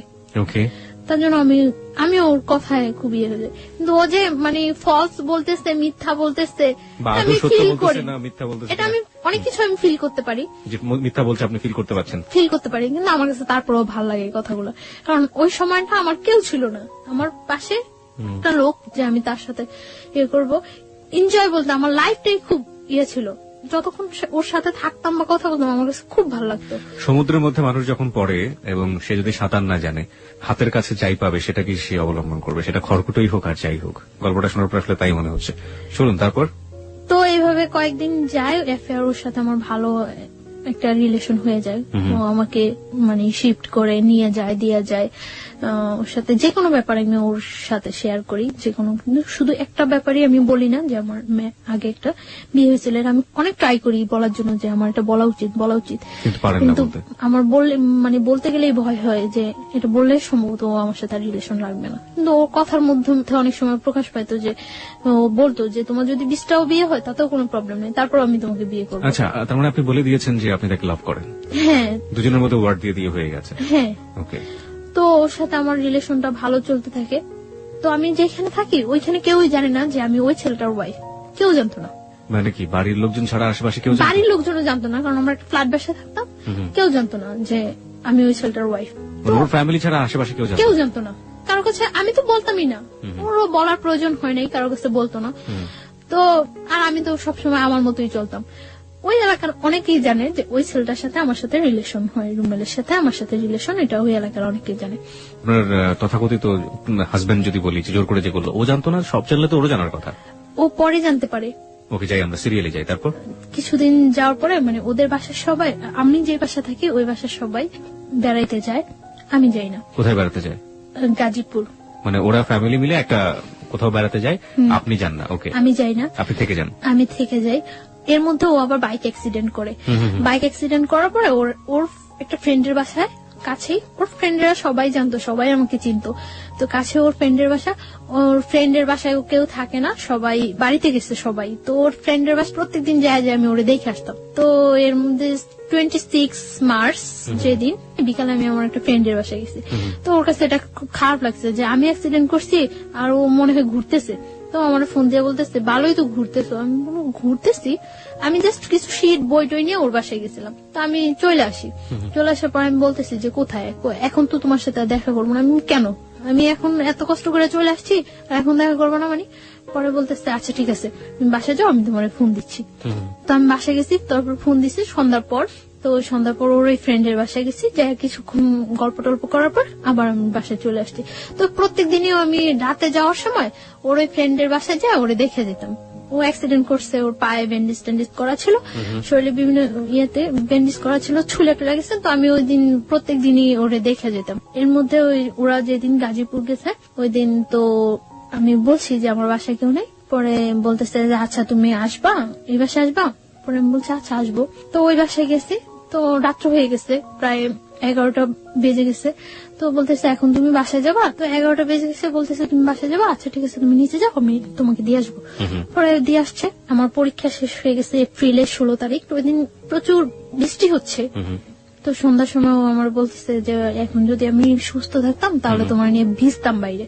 তো আমি বলতেছি আচ্ছা ঠিক আছে, তো এখন কি প্রবলেম, ভিজো। পরেও আমার বলতেছে যে একা একা ভিজতে ভালো লাগে না, তুমি আসবা? আমি বলতেছি আচ্ছা আসবো। কোথায় আসবো? ওদের বাসার সামনে ওর আরেকটা ফ্রেন্ডের বাসা, তুমি ওই বলি সামনে আসো, তোমার নিয়ে আসবো আমরা।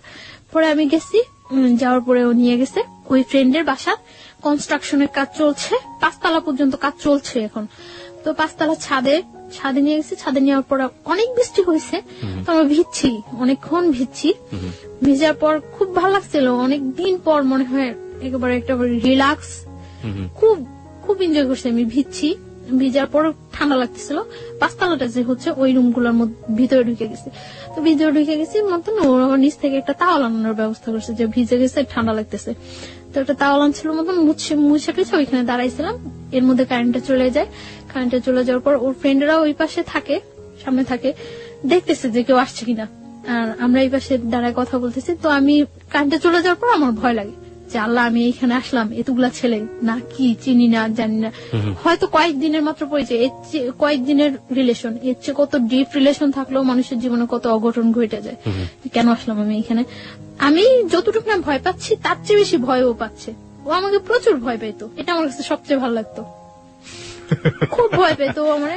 মেয়েরাকে আসলে এটা লাইক করে কিনা? মানে ছেলেরা তাদের দেখে ভয় পাবে, ইনফ্যাক্ট কাছের মানুষ তাদের দেখে ভয় পাবে, হয়তো লাইক করে না। আমি পরে ওকে জিজ্ঞাসা করছিলাম যে তুমি আমার ভয় পেতা কেন? আমি তোমার ভয় পেতাম না, জাস্ট সম্মান করতাম যে আমি যদি তোমার সাথে ভুলেও কোনো ফল্ট করে থাকি তাহলে যদি তুমি চলে যাও, এর জন্য আমি তুমি ভয় পেয়ে থাকতাম। তারপরে কি হলো ওই সময়টা? ওটা বলেন, ওটা নিয়ে লোকজন খুব বেশি আগ্রহ পোষণ করছে যে ওই সময় কি হচ্ছে, সো রোমান্টিক সিচুয়েশন। তো মানে তাওয়াল নিয়ে আসে, তো তাওয়াল নিয়ে আসে মুছার পর আমি ওখানে দাঁড়াই, আমি ফোনে গান ছাড়ি। ফোনে কোন গানটা ছাড়েন? এমনি গান, মানে অডিও ছেড়ে দেয়, অডিও ছাড়ার পরে গান চলে। তো আমি দাঁড়ায় আছি, দাঁড়ায় কাঁপতেছি। ও আমার পাশেই এসে বসে, একটা বেঞ্চ থাকে, বেঞ্চের উপরে বসে ওর ফোনটা টিপতেছে। মানে আমিও না মনে হয় যে ওকে জীবনে দেখি নেই, চিনি না, ও আমার মনে হয় জীবনে দেখে নেই, চিনি না, এরকম একটা সিচুয়েশন। দুজনই লজ্জা পাচ্ছেন প্রচন্ড। আমি ভয় পাচ্ছি, আমি তো চেহারার দিকে তাকাইতে গেছি না যে ও কি পাইতেছে, ভয় পাইতেছে না হাসতেছে না কাঁপতেছে, আমি এটা দেখতে গেছি না। আমি ভয় পাইতেছি আর খুব প্রকাশ করতেছি যে ওর দিকে আমার কোনো মনোযোগ নেই। আমি ফোনে গান ছাড়া ফোন টিপাটিপি করতেছি আর বলতেছি আল্লাহ কতক্ষণ বৃষ্টিটা থামবো, আমি বাসায় যাবো, কতক্ষণ থামবো। আর বলতেছে একটা ছাতা আনো না, আমি বাসায় যাই, একটা ছাতা আনো না।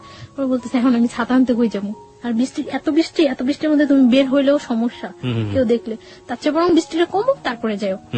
তো সন্ধ্যার পর আর কি বিজলি চমকাইতেছে, বাইরে অনেক বিদ্যুৎ চমকাইতেছে, ভয় লাগতেছে। কিছুক্ষণ দাঁড়ানোর পর বৃষ্টিটা আস্তে কমে গেছে। বৃষ্টিটা কমে যাওয়ার পর আমি বলতেছি যে আমি চলে যাইতেছি। মানে আমি যখন যাচ্ছি তখন আমার হাতে টাচ করছে, এই ফার্স্ট হাতে টাচ করছে। টাচ করে মানে আমার হাতটা ধরে টান দিয়ে বলতেছে আমি জাস্ট তোমার কাছ থেকে ঠিক এতটুকুই চাই, এর বেশি কিছু চাই না। তারপর আমি চলে আসছি বাসায়। চলে আসা 2-3 দিন পরে আরেকদিন সন্ধ্যার পর বের হয়েছি, আমাকে একটা বাসায় নিয়ে গেছে, তাও আরেকটা বাসার ছাদে নিয়ে গেছে। ফ্রেন্ডদের অনেক ফ্রেন্ড ছিল, সাঙ্গভঙ্গ ছিল, সবাই ওকে খুব ভয় পেত, শুধু আমি ছাড়া। সবাই অনেক ভয় পেত, ও বলতো যে তুমি ছাড়া সবাই আমার অনেক ভয় পায়। তো একটু সন্ত্রাসী টাইপের ছিল। তো আরেকটা ফ্রেন্ডের বাসায় নিয়ে গেছে, ছাদে নিয়ে গেছে। তো ওই দিনও ছাদে বসে অনেকক্ষণ কথা বলছি। ওই দিন ওয়েদার খুব ভালো, কথা বলছি অনেকক্ষণ। কথা বলার পরে আমি বাসায় চলে আসতেছি।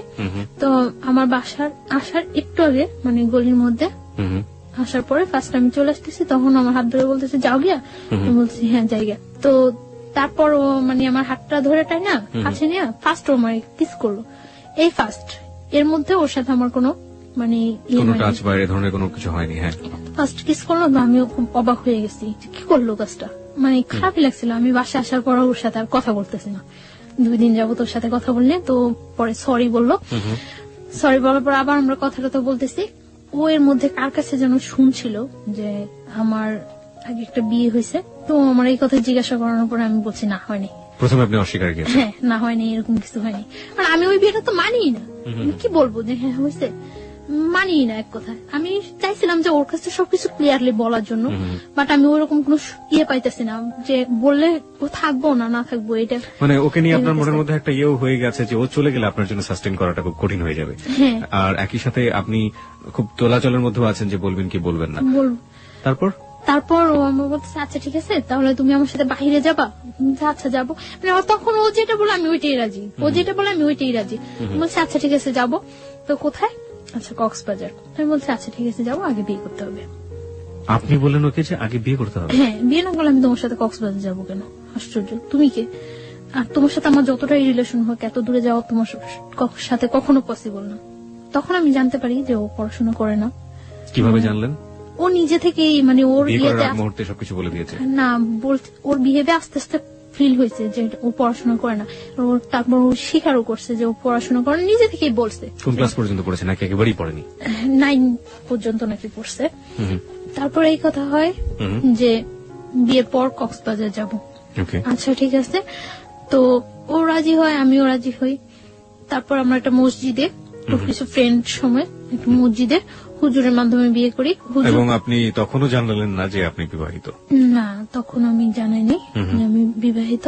তো তখন ও শুনে, একটু শুনে। তো ওর বাসা থেকে আমার বাসাটা ডিফারেন্স ছিল, আমি যে মাঝখানে 2টা বাসা। তো আমার মনের মধ্যে সবসময় এটা হতো যে ও যেহেতু আমাকে পছন্দ করে, আমার সাথে ওর অ্যাফেয়ার, ওকে আমার সম্বন্ধে খোঁজ খবর না নিছে, আর তাহলে ও কেন বলে এটা যে হ্যাঁ তোমার বিস্টে বিয়ে হলো আমি তোমাকে বিয়ে করবো। একটা প্রস্টিটিউট গালে রেখে কেউ বিয়ে করে ভালো করে না? তো ও সবসময় এই কথাগুলি বলতো। তার জন্য আমার মনের মধ্যে আরো হয়তো যে ও সম্ভবত জানে। তারপর হুজুর আমাদের বিয়ে পড়ানোর পরে কাগজ টাগজ সবকিছুই হয়। বিয়ের পর আমরা কক্সবাজার যাই, আমি ওর সাথে কক্সবাজার যাই। ও তখন আমাকে বিলিভ করে না, জাস্ট করে ঠিক আছে। ওর মনের মধ্যে একটা থাকে যে ওর অনেক শত্রু থাকে যে আমি ওর কোনো ক্ষতি টুতি করার জন্য কেউ আমাকে সেট করলো নাকি। আচ্ছা আমাকে একটু বলেন তো, আপনি যে এত বড় একটা রিস্ক নিলেন, আপনার আগের যে হাজবেন্ড ছিল, হাজবেন্ড আসলে আপনার দিক থেকে না হলেও তো যে কাগজে কলমে হয়ে গিয়েছে আপনার সাথে, হাজবেন্ড জোর করেই করেছে, তো সেও তো ব্যাপারটা জানে না তখনও? না, জানে না। তো আপনার কি মনে হয়নি কখনো যে আপনি যে রিস্কটা নিচ্ছেন, যে ঝুঁকিটা নিচ্ছেন, এটা এক ধরনের আপনাকে ডিজাস্টার করে দিবে বা একটা বড় ধরনের সমস্যায় ফেলবে? আমার তখন ওর ছাড়া আমার মাথার মধ্যে কিছুই ছিল না। আর ও যেটা বলতো আমি ওটাই হ্যাঁ, ও যেটা বলতো না করতো ওইটা না। এবং আমার সবসময় ছিল যে যাই হোক আমার ওকে প্রয়োজন আমার। এবং যেটা হয়েছে যে আপনার আশঙ্কা হয়েছে যদি আমি বলি আমি বিবাহিত, যদি ওকে হারাই, এবং সেই কারণে আপনি গোপন করে গেছেন, তাই তো? গোপন করে গেছি। ওকে, যান। তারপর আমরা কক্সবাজার যাওয়ার জন্য বাসে উঠি। বাসে উঠার পর ও আমার ফোনটা নিয়ে অফ করে দেয়, কারণ ওর মনের মধ্যে একটা শঙ্কা থাকে যে কেউ আমাকে আবার ওর কাছে পাঠাইলো নাকি, সেট করলো নাকি, কারণ ও বিভিন্ন সাইডে ও অ্যাডজাস্ট। ওকে। তার জন্য মানে আমি ওগুলো কিছুই জানতাম না যে আগে। ও আচ্ছা, বিভিন্ন সাইডে অ্যাডজাস্ট, সুতরাং ওর মনে আশঙ্কা হয়েছে যে কোনোভাবে গোয়েন্দাগিরি করুক বা কোনো ধরনের ক্ষতি করার জন্য ওকে ইনভলভ করে দিল কিনা, হ্যাঁ এই ধরনের।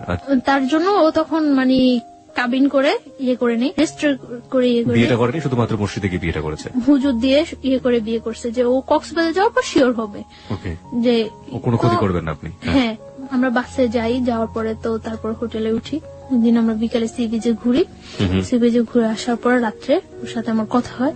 মানে তখন তো আমরা হাজবেন্ড ওয়াইফ জি। শরীয়ত মতে হাজবেন্ড ওয়াইফ। তো ফার্স্ট রাত্রে কথা অনেকক্ষণ কথাটাতে হওয়ার পর তারপর খুব জার্নি করে যাই তো প্রায় মানে যেখানে আমরা কক্সবাজার পৌঁছানোর কথা সকালে, ওইখানে আমাদের প্রায় 3:30 4টা বেজে যায় Okay. কক্সবাজার পৌঁছাতে, এবং যাওয়াটা খুব জার্নি হয়ে যায় এবং যে পথের মধ্যে বাস নষ্ট হয় অনেক, তার জন্য মানে তোকে সময় লেগে যায় অনেক। হ্যাঁ তারপর খুব ক্লান্ত লাগে, তো আমরা শুয়ে পড়ি। এর মধ্যে ফার্স্ট আমার সাথে রিলেশন, ফিজিক্যাল ইন্টিমেসি বা যেটা বলি শারীরিক সম্পর্ক হয়। তো মানে আমি ওটার জন্য এটাই ছিল আপনার জীবনের first First. Physical relationship, right? Okay. তো আমি ওটার জন্য প্রস্তুত ছিলাম না, কেন প্রস্তুত ছিলেন না? এবং আমার মনের মধ্যে এরকম কিছু ছিল না। ইনফ্যাক্ট আপনি একজনকে বিয়ে করেছেন, আপনি তারপর মনের মধ্যে থাকবে না, ব্যাপারটা কেমন হয়ে গেল না? না আমি এইভাবে চাচ্ছিলাম না, কিভাবে যাচ্ছিলেন? আমি জাস্ট ওর সাথে হ্যাঁ কোনো সম্পর্ক ছাড়া আমার একটা মেয়ে ওর এত দূরে যাওয়া ঠিক না, তার জন্য আমি ওরে বলছি যে হ্যাঁ বিয়ে পরে তারপরে যাব। বাট এইভাবে আমার কোনো ইয়ে ছিল না, আমার কাছে ব্যাপারটা অনেক খারাপ লাগছে, অনেক ভয় পাইছি আমি। ভয় পাওয়ার পরে আমি আচ্ছা, ভয় আপনি washroom-এ- ওয়াশরুম প্রসঙ্গে আমরা আসছি, ভয় আপনি কেন পেতেন? মানে ভয় কি আপনি পুরো সিচুয়েশনটাকে পেয়েছেন নাকি ফিজিক্যাল ব্যাপারটাকে পেয়েছেন? কারণ আপনি ডাক্তারি পড়াশোনা করছেন, so you know better. Physical রিলেশনটা চেয়ে আমি সিচুয়েশনটা বেশি ভয় ভয় পাইছি, পেয়েছি, এক্স্যাক্টলি। সিচুয়েশনটা আমি বেশি ভয় পাইছি। তো আমি ওয়াশরুমে যাই অনেকক্ষণ কান্না করি, ওয়াশরুমে যাই যে কি করলাম, কি হলো, ঠিক করলাম না ভুল করলাম। আমার মনের মধ্যে সবসময় একটা কনফিউশন থাকতো যে আমি কাজটা কি ঠিক করছি না ভুল করছি। তো ও বুঝতে পারে যে আমি ওয়াশরুমের মধ্যে কান্না করতেছি। তো আমি অনেকক্ষণ পর যখন দরজা নক করার পর আমি ওয়াশরুমের দরজা খুলি, তো ও আমার টাওয়াল দেয়, তারপর আমি ফ্রেশ ট্রেশ হয়ে ভিতরে এসে দেখতেছি যে ও হাত কেটে অনেক ব্লাড ইয়ে হয়েছে। তো আমার কাছে আবার অনেক খারাপ লাগে যে ও হাতটা কাটলো আমার জন্য, আমি এই সিনটা তো না করলেও পারতাম না। আমি বুঝতেছিলাম না যে আমি কি করছি, কি করা উচিত, বা আমি ভুল করতেছি না ঠিক করতেছি। শুধু আমার এর মধ্যে আমি একটা জিনিস ফিল করি যে আমি কোনো কিছু না করলে হয়তো বা ও আমার ছেড়ে চলে যাবো। ওকে। আর ভয় পাইছি, এতটা দূরে গেছি, কখনো যাই নাই ওইখানে, কাউকে চিনি না, তার জন্য অনেকটা ভয় পাইছি। তো তারপর খাবার নিয়ে আসার পর ও নিজে আমার খাওয়াই দেয়, খাওয়াটাও দেওয়ার পর মানে আমার ইয়ে করে যে সরি তুমি যে এরকম কান্নাকাটি করবো আমি বুঝি নাই, এটা করে তারপর ইজি হয়ে যায়। তারপর মানে ও আমার অনেক বুঝায়, কান্নাকাটি করে, আমি তারপর ঘুমায় যাই। আমি মানে ঘুমায় যাওয়ার পর ও যে হাত কাটে, তখন আমি দেখি যে হাত কাটে ব্লাড ব্লিডিং হইতেছে। তারপর আমি ওটার ওয়াশ টশ করি, মুছে টুছে দিয়ে ব্যান্ডেজ দিয়ে আমার কাছে তখন আমার কাছে অনেক খারাপ লাগে যে আসলে মনে হয় ও ইচ্ছাকৃত ভাবে কাজটা করে নি, করলে কি আমি আমার কষ্ট পাওয়াতে কি ও হাত কাটতো। তারপরে ও এখানে থাকি 4-5 দিন থাকি, আমরা খুব এনজয় করি। তারপর এনজয় করলেও ওর মধ্যে একটা মানে কনফিউশন থাকে, আমার মনের মধ্যে তো সবসময় একটা ইয়ে যে আমি কি করতেছি, কোথায় যায় দাঁড়াবো আমার জীবনটা, আমি কি করতেছি এটা। আর আমার মনে হয় যে আমার চোখ বুঝলে শুধু আমি ওরে ফিল করতে পারি আর কিছুই না। তখন আমি ফিল করতে পারতেছিলাম যে ও যদি যতটা খারাপই হোক আর যতটা পড়াশোনা না করুক, যাই করুক, তারপর আমার মনে হয় যে আমার জন্য ওরে প্রয়োজন। আমি এটা ফিল করতেছি, খুব খুব ফিল করতেছি। হ্যাঁ আমি দেখি যে ও খুব কান্নাকাটি করতেছে, তো আমি ওরে জিজ্ঞাসা করি যে কেন কান্নাকাটি করতেছো। তখন ও আমার বলতেছে যে আমি তোমার অনেক লাভ করি, অনেক ভালোবাসি, কিন্তু বাট যদি আমি তোমার না পাই এজন্য অনেক কান্নাকাটি করে ও, যে আমি তো আমার ফ্যামিলির কিছুই জানিনি যে এরকম ইয়ে করতেছি। এর মধ্যে আমরা হিমছড়ি, মহেশখালী অনেক জায়গায় ঘুরি, খুব এনজয় করি। তার মধ্যে আমার মনের মধ্যে সবসময় একটা ও আমার জিজ্ঞাসা করতো কি চিন্তা করো তুমি, এত কি চিন্তা করো, এত কি চিন্তা করো। তারপর আমি বলতে পারতাম না যে আমি এই ব্যাপারটা চিন্তা করতেছি। আমার মনের মধ্যে সবসময় ইয়ে হতো যে ও আমার ছেড়ে চলে যাবো তাহলে। তো তারপর আমরা ঢাকা চলে আসি। আসার সময় সারা বাসের মধ্যে আমি মানে খুব আমার পেইন ফিল হইতেছিল, পেটে অ্যাবডোমেনাল পেইন হচ্ছিল, আমার পেট ব্যথা করতেছিল প্রচুর। কেন যেন আমার খুব খারাপ লাগতেছিল এবং আমার মনে হইতেছিল যে আমি জীবন থেকে মনে হয় অনেক কিছু হারাই ফেলতেছি। আস্তে আস্তেই মানে সারা রাত্র আমি ইয়ে করি যে আমি আর ওই বাসায় থাকবো না, ওকে, যে যেভাবেই হোক আমার এই ওকে পাইতে হলে আমার এই ওয়েটা থেকে বের হয়ে আসতেই হবে যেভাবে হোক। আমি কক্সবাজার যাওয়ার পরেই ওই ছেলেটা জানে যে আমি ওর সাথে কক্সবাজার গেছি বা ওর সাথে আমার রিলেশন। শুনে তখন যে মানে দারোয়ান তারপরে এলাকার লোকজন বলে যে আপনাদের বাসায় যে মেয়েটা আছে ওই মেয়েটার সাথে তো ওই ছেলেটার সাথে রিলেশন। তখন ও সবাই পাবলিশ করতে থাকে যে আমি ওর ওয়াইফ, এটা পাবলিশ করতে থাকে। তখন আমি কিছুই জানি না। তো আমি আসার পর আমি তো সকালবেলা এসে আমি দুপুরে এই বাসা থেকে বের হয়ে আসি। আপনার আগের হাজবেন্ডটা এখন পাবলিশ করতে শুরু করলো যে আপনি তার ওয়াইফ। বের হয়ে এসে আমি ওরে ফোন দিই যে আমি বাসা থেকে বের হয়ে আসছি। পরে বলতেছে কেন তুমি বাসা থেকে বের হয়ে আসছো? আমি বলতেছি যে আমার পক্ষে ওই বাসা থাকা সম্ভব না। তখনও আমি কিন্তু বলি নাই, শুধু এটুকু বলছি যে আমার পক্ষে ওই বাসা থাকা সম্ভব না। তো আসার পরে ও বলতেছে তাহলে এখন কোথায় যাবা? অনেক মানে ঘুরতেছি আমরা, কোথাও থাকার জায়গা ম্যানেজ করতে পারতেছি না। কি আসছে রুমেল? হ্যাঁ, পরে আমরা ইয়ে করলাম, আমি আমার খালার বাসায় চলে যাই। তখন আমি ওরে প্রেশার ক্রিয়েট করতে থাকি যে তুমি তোমার ফ্যামিলিতে জানো, তুমি তোমার ফ্যামিলিতে জানো, যেহেতু আমাদের মধ্যে রিলেশন হয়ে গেছে, বিয়ে হয়ে গেছে, সবকিছু হয়ে গেছে, তো তুমি তোমার ফ্যামিলিতে জানো। তো প্রেশার ক্রিয়েট করার পরে ওর বোনেরে জানায়। তো বোনেরা জানানোর পর ওর বোন আমার সাথে দেখা করার কথা বলে। তো ও এটা বলে না যে বিয়ে হয়ে গেছে, এটা বলে না, জানতো যে পছন্দ করে। তো আমার ওর বোনের কাছে নিয়ে যায়, দেখা টাকা হয়, কথা টথা হয়। পরদিন 15 জুন ওর বার্থডেতে ওর বোনের বাসা আমাকে ইনভাইট করার পর আমি ওর বোনের বাসায় যাই। সবাই খুব ইজি মাইনা নেয়, সবাই বুঝে না আসলে যে রিলেশনটা এত ডিপলি, এটা কেউ বুঝে না, মনে করে যে হয়তো বা থাকবে কি থাকবে না, ফ্রেন্ডশিপ আছে, গার্লফ্রেন্ড বয়ফ্রেন্ড মাইনে নেয় ইজিলি। তো ওর বোনের বাসায় যাওয়ার পর ওই বাসায় দুপুরে আমি লাঞ্চ করার পর বিকালে ওর বোনের হাজবেন্ড, ওর যে দুলাভাই, করে না, সাপোর্ট করে না।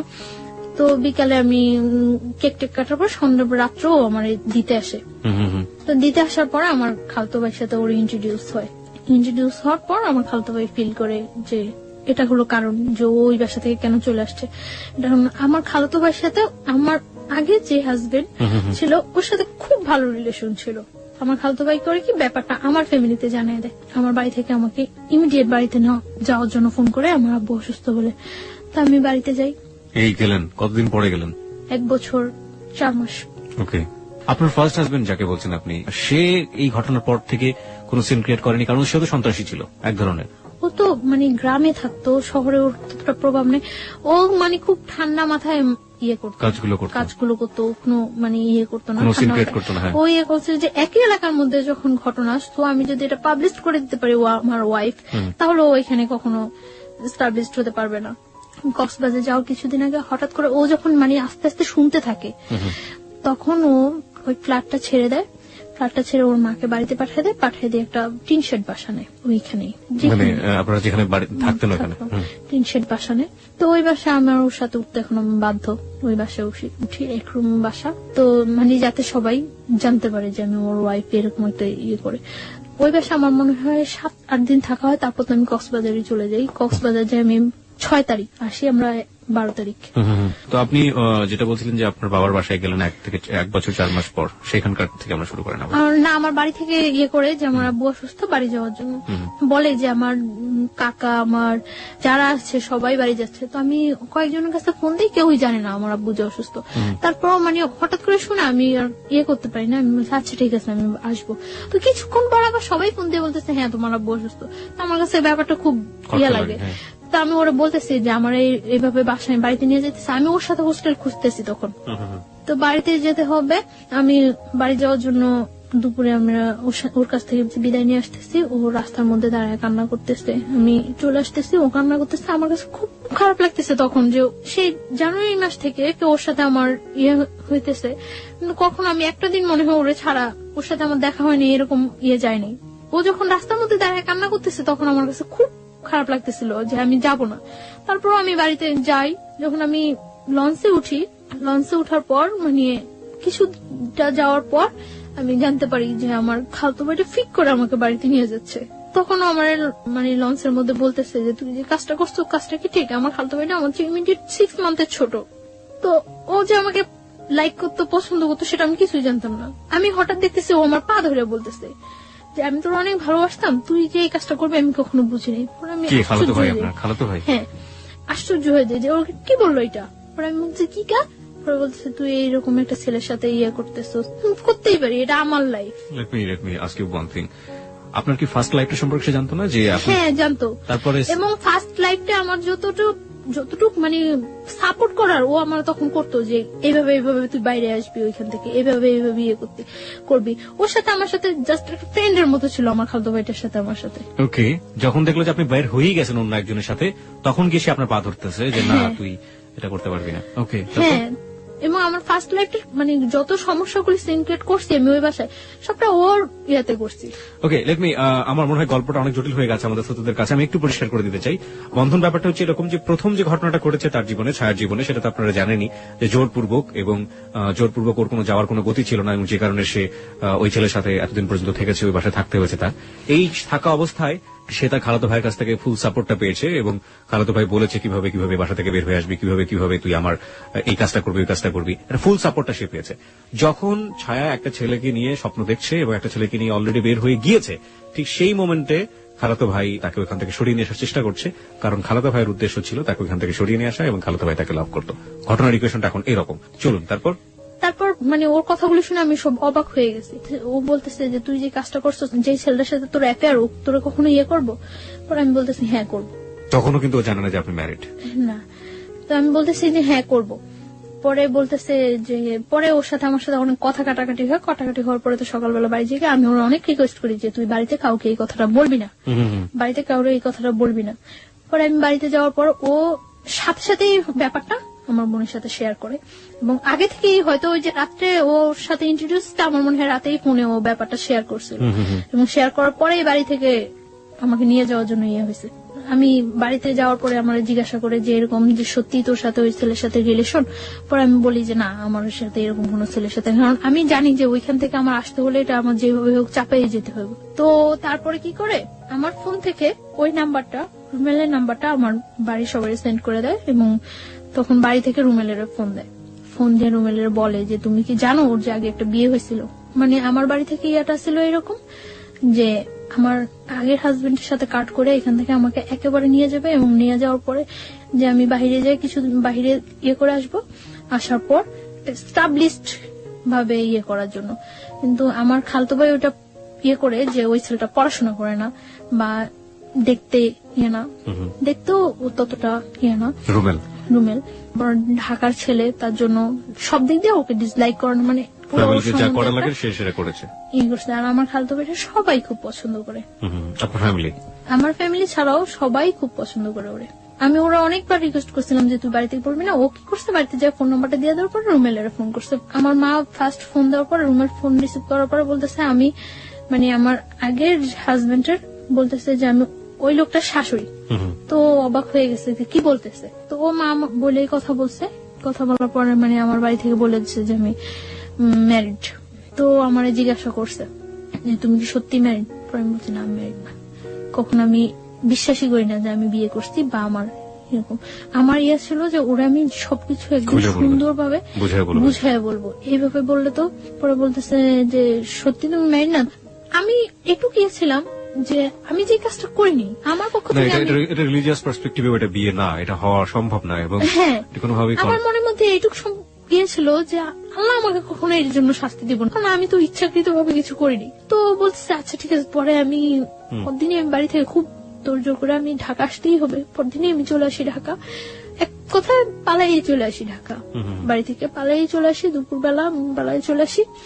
আসার পর পরদিন সকালে আসি, আসার পরে আমার মনের মধ্যে কেনই যেন একটা এক্সট্রা সাহস হয়ে গেছিল যে আমি তো এই কাজটা করিনি, তো আমি অন্তত আল্লাহর সাপোর্টটা তো কম। তো আমার তখন বলতেছো মিথ্যা হলে কিন্তু তুমি পাগল হয়ে যাবে, এটা হইব ওইটা, কিচ্ছু হবে না, আমার কিচ্ছু হবে না। এইভাবে বলিনি যে আমার বিয়ে হয়নি, আমি ওরে বলছি যে না আমি কাউকে বিয়ে করি নাই। Okay, this is the note of line. ও বলেছেন আমি কাউকে বিয়ে করি নাই। আমি কিন্তু এটা বলতে পারতাম যে আমার বিয়ে হয়নি, আমি কিন্তু এটা বলিনি। আমি বলছি যে আমি কাউকে বিয়ে করি নাই, কারণ আমি ওই রেখে দিছি যাতে আমি ওরে বলতে পারি পরে। তারপর ও বিলিভ করার পর আমার হোস্টেলে উঠায় দেয়। ওই দিনই হোস্টেলে উঠায় দেওয়ার পরে আমি তখন আমার কলেজ অফ, পড়াশোনা থেকেও আমি অনেকটা ইয়ে হয়ে গেছি।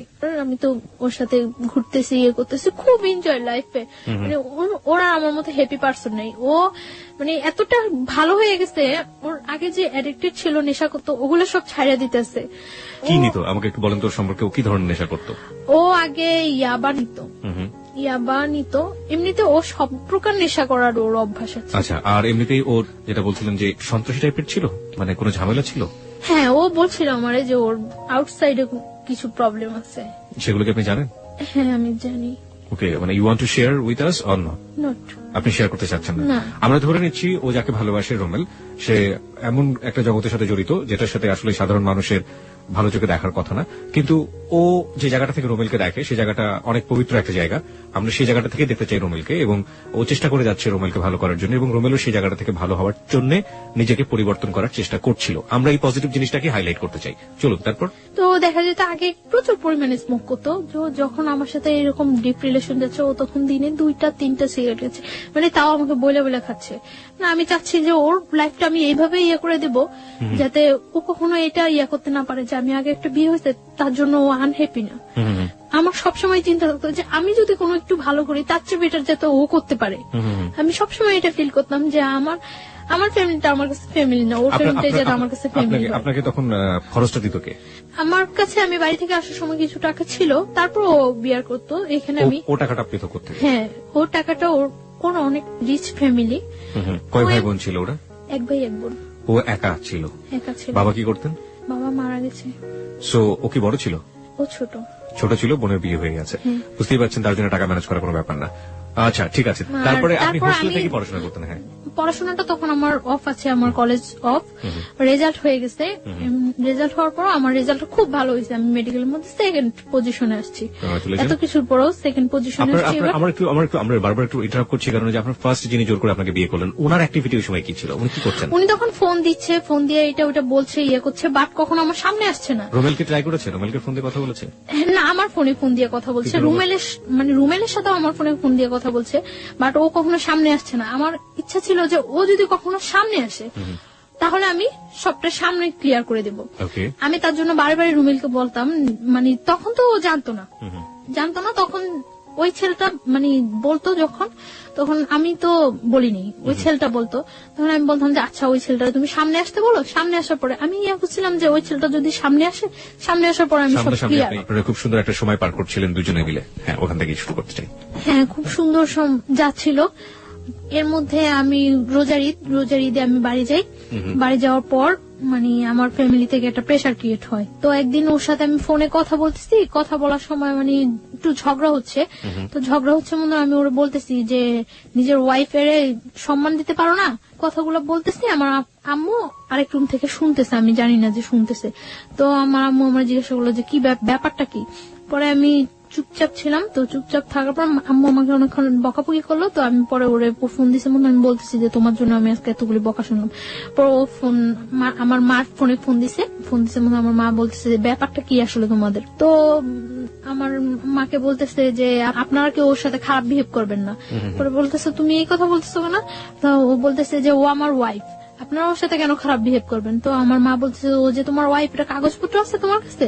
পরে বলতেছে হ্যাঁ আছে। তো আমার মা বলতেছে যে কত টাকা বিন করে তুমি আমার মেয়ের বিয়ে করছো? পরে ও বলতেছে 50 লাখ টাকা। সত্যি করে বলো, তোমার সাথে ওর বিয়ে হয়েছে? পরে বলতেছে হ্যাঁ, ওর আমার সাথে বিয়ে হয়েছে। আপনারা ওর ইচ্ছাগুলো আটকে রাখতে পারবেন না, আমি কিন্তু জোর করে হলে ওর কাগজপত্র দেখায় আইনের ব্যবস্থা নিয়ে ওরে নিয়ে আসবো। আমার জিজ্ঞাসা করছে মতো আমি বলতেছি হ্যাঁ হয়েছে। আস্তে আস্তে চুপচাপ হয়ে গেছে এবং চাইতেছে যে ওর সাথে ফেস টু ফেস দেখা করে কথা বলে ইয়ে করার জন্য। পরে রোজার ঈদের পরে আমি ঢাকা চলে আসছি। আমি আসার পরে আমরা সিলেট যাই ঘুরতে। ওর ফ্যামিলি থেকে জান না যে আমার নিয়ে সিলেট যায়, তখনও জান না যে কি হয়। তো আমি সিলেট থেকে আসার পরে এখন বলি যে তুমি তোমার বাসায় বলো যে আমার ফ্যামিলির সাথে কথা বলার জন্য। তো ওর বাসার কিছুতে এটা বলতে পারে না। আমি ওর বাসায়ও যাই, তখন ওর বাসায়ও যাতায়াত করি, ফ্যামিলির সবার সাথে আমার সাথে পরিচয় আছে। তো আমি একদিন ওর বাসায় যাই। বাসায় যাওয়ার পরে আমার সামনে ওর বোনের আমি সিরিয়াসলি বলি, বাট ও হাসতেছে। তো ওর বোন এটাও ততটা সিরিয়াসলি নেয় না। কিছুদিন পরে আমার আব্বু আম্মু ঢাকা আসে। আমার মার সাথে ফেস টু ফেস দেখা করার পরে আমার মা বলছে ওরা যে তুমি কি করতে চাও এখন? তো কি করে ও আমার বলে যে কাগজপত্র ইয়ে করে আমরা কাজী দিয়ে ইয়ে করি, রেজিস্ট্রেশন করি। আচ্ছা ঠিক আছে, ওকে। অগাস্টের 12 তারিখ আমরা বিয়ে করি। ও বলে যে 1 লাখ টাকা কাবিন করবো, তো আমি সেটাই রাজি হয়ে যাই, কারণ আমার মনের মধ্যে কোনো টাকাটা কোনো ফ্যাক্টই ছিল না। ও বলে যে 1 লাখ টাকা কাবিন করবো, আমি ওকে ডান 1 লাখ টাকা কাবিন। ওরা যেভাবে ইয়ে করছে, ওর ফ্রেন্ড নিয়ে গেছে, যেভাবে ইয়ে করছে ওইভাবে। তো বিয়ে করার পরে ও এখন আর আমার বাইরে রাখবো না, ওর বাসায় নিয়ে যাবে। তো আমি চাইছিলাম যে তখন কিছুদিন বাইরে থাকি এবং ওর সাথে আমি ব্যাপারটা শেয়ার করি, কিন্তু ও খুব তো জোর করে বাসায় নিয়ে যাওয়ার জন্য ওর দুলাভাই ওরে বলে যে বিয়ে যখন করছো তখন বউ বাইরে রাখবা কেন। ওর বোন এর আগে আমার ফোন দেয়, বাসায় যাওয়ার আগে ওর বোন আমার ফোন দেয়, ফোন দিয়ে বলে যে তুমি আইসো না বাসায়, তুমি আইসো না, ও কোনো কাজ করে না, তোমার কি খাওয়াইবো, তোমার খাওয়াইতে হইলে আমাকেই খাওয়াইতে হইব, তুমি এখন আইসো না। আমি তখন মনে মনে ফিল করতেছিলাম যে ও যদি কিছু নাও করতে পারে কখনো, আমি তো করতে পারবো। ও যদি কিছু নাও করে, আমি ওর মতো ওর ফ্যামিলিতে বিয়ার করা আমার পক্ষে কোনো ইয়ে হবে না, যেহেতু আমি এটা কন্টিনিউ করতেছি এবং আমার রেজাল্টটা এত ভালো, তো আমার এটা কোনো প্রবলেমই হবে না।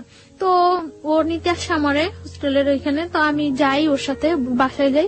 ওর বাসায় যাওয়ার পরে ওর মা কিছুতেই আমার সাথে ইয়ে করতেছে না।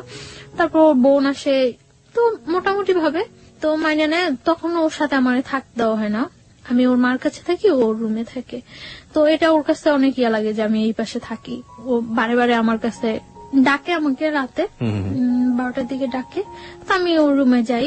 ও ফুল সাউন্ডের গান ছাড়ে রুমের মধ্যে, ফুল সাউন্ডের গান ছাড়ার পর ও আমার সাথে কথা টথা বলে, তো অনেকক্ষণ ওই রুমে থাকি। থাকি কি হাজবেন্ড ওয়াইফ রিলেশন হয় ওখানে। হ্যাঁ, তারপর আমি বলি যে মা কি মিন করবো, আমি চলে যাই। ও বলতেছে না তুমি এখানে ঘুমাও, প্রবলেম নাই। আমি বলতেছি না আমি চলে যাই। পরে আমি মানে মার রুমে চলে আসি, মার কাছে ঘুমাই। তো এভাবে 3 দিন চলে যায়। 3 দিন পরে ওই এলাকার লোকজন আস্তে আস্তে জানতে থাকে, মানে সবাই তখন যখন বউ দেখতে আসে সবাই আস্তে আস্তে এইভাবে, তো আস্তে আস্তে ওই এলাকার লোকজন জানতে পারে যে আমার সাথে ওর বিয়ে হয়েছে। তো এলাকার লোকজন বলে যে এই মেয়েটার আগে একটা বিয়ে হয়েছে, এরকম ইয়ে করে। মানে ওই বাসায় কেউ এটা খুব স্বাভাবিক ভাবে তো মানেই না, খুব অস্বাভাবিক হয়ে যায় সবাই, অস্বাভাবিক হয়ে যায়। তারপর আমি ওরে বলি যে তুমি কি চাও, তুমি আমার রাখতে চাও নাকি, রাখতে চাইলে চলো আমরা এখান থেকে অন্য কোথাও চলে যাই, সবকিছু সিচুয়েশন ঠিক হয়ে গেলে তারপর চলে আসবো। ওরা আমি এটা বলি, ও আমার ফুললি সাপোর্ট দেয়। আমি যে কোনো একটা কিছু করব বা সবাইকে আমি কিছু বলবো বা কোনো একটা, ও আমার সবসময় চাপায় রাখে এবং ওটা ফুললি সাপোর্ট দেয় যে না সবকিছু ঠিক হয়ে যাবে, সবকিছু ঠিক হয়ে যাবে। ওর উপরেই আমার 100% ভরসা থাকে। এভাবে ইয়া হইতেছে। আমার বাড়িতে ফোন করছে, ওর বোন দুলাভাই ফোন করছে। ফোন করে নাকি আমার বাড়িতে অনেক হুমকি টুমকি দিয়ে থ্রেট করে যে আমি এখানে আসছি, আমার যে কোনো একটা প্রবলেম করবো, আমার এসে নিয়ে যাওয়ার জন্য ইয়ে করে। তো আমার বাড়ি থেকে অনেক রিকোয়েস্ট করে যে ওর সাথে কিছু করে না, আমরা ওরে নিয়ে আসার ব্যবস্থা করতেছি, আমরা আসতেছি। তো আমার বাড়ি থেকে আমার ফ্যামিলি পার্সনরা আসে, আমার মা আসে। 20 সেপ্টেম্বর আমার বার্থডে, ওই দিন সন্ধ্যার পর।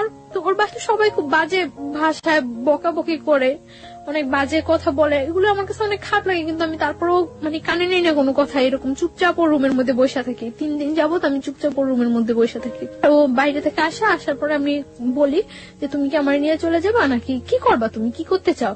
ও বলতেছে তুমি কোনো কথা বলো না, চুপচাপ থাকো, কোনো সব ঠিক হয়ে যাবে। তো ওই রুমে যায়, ওর মার রুমে যায়, সবার সাথে অনেক রাগারাগি করে। তখন আমার একটা ভিত্তি হয় যে না, ও মনে হয় ঠিক আছে। তো এটা সম্পূর্ণ যে ফিক ছিল, সম্পূর্ণ ফিক করে আমি বুঝতেই পারি না। তো রাত্রে আমি ওরা অনেক রিকোয়েস্ট করি যে দেখো আমার তোমার ছাড়া পসিবল না। ও এর মধ্যে বলা হয়নি একটা কথা, এর মধ্যে আমার কানাডার ইয়ে হয়ে যায়, কিছুদিন 1 সপ্তাহের মধ্যে আমি কানাডা চলে যেতে পারি, আমার ভিসা প্রসেসিং সবকিছু ওকে হয়ে যায়। তো আমি ওরে বলি যে ধরো আমি যদি স্কলারশিপ নিয়ে বাইরে চলে যাই, তো তুমি কি করবা। আমি জীবনেও যাইতে দেব না। আমি ওর একটা কথায় জীবনে যাইতে দেব না, ওই একটা কথায় অফ হয়ে যাই। আমি আর কানাডা যাওয়ার দ্বিতীয়বার নাম করি না। আমার লাইফের সব চরম ভুল এই জায়গায় যে আমি ওইটাই ছেড়ে দিছি। তারপরে কি হলো? ওরা আমি অনেক রিকোয়েস্ট করি যে দেখো তুমি কি করবা, কি ইয়ে করতে। ও বলতেছে যে তুমি আমার সাথে থাকতে পারবা না। আমি বলছি হ্যাঁ পারবো।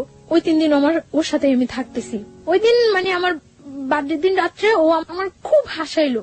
হাজবেন্ড ওয়াইফের মধ্যে যে রিলেশনটা ফুললি, ওই দিন রাত্রে একেবারে সারা রাত্র ওইরকম একটা রিলেশন ছিল। এবং আমরা ঘুমাইছি, খুব সকাল সকাল ঘুমাইছি ওই দিন। পরদিন সকালে আমার বাসা থেকে লোকজন আসছে, আসার পরে ওরা ওইখানে বিচারের বসাই ইয়ে করছিল। বিচার কেন হবে, বিচার কি করবে এখন, এটা কি করে করা উচিত। তো ওর দুলাভাই ওরে বলছিল যে শালম সবকিছু ডিপেন্ড করে তোমার উপরে, রুমেল সবকিছু ডিপেন্ড করে তোমার উপরে। তুমি যদি ওরে রাখো, কারো ক্ষমতা নাই যে ওরে এখান থেকে পাঠিয়ে দেওয়ার বা তোমার থেকে বিচ্ছিন্ন করার। কিন্তু ও আমার একটা বারের জন্য ও আমার বলে নাই যে বা কিছু। ও আমার বারে বারে বলতেছে তোমার ফ্যামিলি থেকে কেউ আসলে তুমি চলে যাও, সবকিছু ঠিক হয়ে যাবো। যখন বিচার বসলো, বিচারের মধ্যে ও বলতেছে, মানে ফার্স্ট টু লাস্ট আমাদের অ্যাফেয়ারের ঘটনাটা বলতেছে। বলার পর ও বললো যে আমার পক্ষে ওরে রাখা সম্ভব না। তখন আমি আশ্চর্য হয়ে গেছি যে ও এটা কি বললো। কালকে রাত্রে সামান্য কয়েকটা ঘন্টা ও এতটা চেঞ্জ। আমি হতবাক হয়ে গেছি যে ও কি বললো। ও বারে বারে বারে বারে সবাই ওরে জিজ্ঞাসা করতেছে যে তুমি যেটা করবা সেটাই হইব, তুমি যেটা বলবা সেটাই হইব। ও বারবার বলতেছিল এবং নিজে স্টা মারাইছে, নিজে মানে সবকিছু নিজে ইয়ে করাইছে, একেবারে ডিভোর্সের ইয়ে করছে। আমার যখন সবাই বলতেছিল যে তুমি কি বলো, তুমি কি বলো, তখন আমি বারে বারে বলছি যে ও যেটা করবে সেটাই, ও যেটা বলবে সেটাই। আমি বারবার চাইছিলাম যে ও একটা কথা বলুক যে না আমি ওরে বিয়ে করছি, ওরে আমি লাভ করে ওরে আমার পক্ষে ছাড়া সম্ভব না। কিন্তু ও এই কথাটা বলে নাই। তখন আমি ওরে ওর রুমে ডাইকে নিয়ে যাই। আমি ওরে বলি যে আমি তো, তুমি কি একবার চিন্তা করতেছো যে আমি তোমার কাছ থেকে কতটা দূরে সরে যেতেছি, জীবনেও তুমি আর আমার পাইবা না। পরে ও বলতেছে তুমি চিন্তা করো না, সবকিছু ঠিক হয়ে যাবো। তখন ও আমার এই কথাটা বলতেছে। তখন আমি ওরে বলতেছি যে আমি তো চলে যেতেছি, তুমি আমার অনেক কিছু ওই ঘরে, অনেক কিছু অনেক স্মৃতি আমার ওই ঘরে। আমি ওরে পাঞ্জাবি করে দিয়েছিলাম হাতে সেলাই করা। তখন আমি ওরে বলি যে আমারে একটা জিনিস দিবা। পরে বলতেছি কি, আমি বলতেছি তোমার ক্যামেরা থেকে মেমোরিটা আমারে দিয়ে দাও, এই ছবিগুলো আমি নিয়ে যাই সাথে। পরে ও আমার মেমোরিটা দিতে রাজি হয়নি। তখন মানে কাটসিট হয়ে গেছে, 50,000 টাকা দিয়ে দিবে। তো আমি ওরে বলতেছি যে এটা কি হইতেছে, আমারে বলতেছো যে তুমি আমি চলে যাওয়ার জন্য, তাহলে তো ডিভোর্সের টাকার এগুলোর কোনো প্রশ্ন জাগতেছে না। তখন ও আমার বলতেছে যে ওকে হয়ে যাবো, টাকাটা রেখে দাও, পরে যখন তোমার নিয়ে আসবো তখন ব্যাগ দিয়ে দিলেই হইব। তখন আমি ওরা 100% বিলিভ করছি। আমি টাকাটা হাতে নিতে চাইনি। ও বলতেছে নেও নাও। পরে আমি নিয়ে আমার মার কাছে দিয়ে দিছি টাকাটা। আমি সবাই বলছে যে টাকা দেওয়ার পরে ডিভোর্স হয়ে যাওয়ার পরে ওরা এখানে আর একটু থাকতে পারবো না, আমাদের সাথে বের হয়ে যেতে, মানে আমার ফ্যামিলি পার্সন গুলো উইথ আমি। তখন মানে কাজী তালাকের ডিভোর্সের ইয়াটা লেখা পড়তেছিল। পড়ে ওরে বলছিল যে তুমি সাথে সাথে পড়ো, পড়ার পরে সিগনেচার দিয়ে দিও। ও এত স্পষ্ট ভাষায় সাথে সাথে পড়ে সিগনেচার দিয়েছে। আমি আশ্চর্য হয়ে গেছি যে ও জানে যে আমি ওর জন্য ঠিক কতটুকু স্যাক্রিফাইস করছি, আর ও কিভাবে এটা করলো। কিন্তু যখন কাজী আমারে বললো যে তুমি এবার আমার সাথে সাথে বলে সিগনেচার করে দেবে, আমি কাজীর সাথে একটা ওয়ার্ড উচ্চারণ করতে পারি নাই। আমার মনে হইতেছিল যে আমার ভোকাল কর্ডটা অফ হয়ে গেছিল।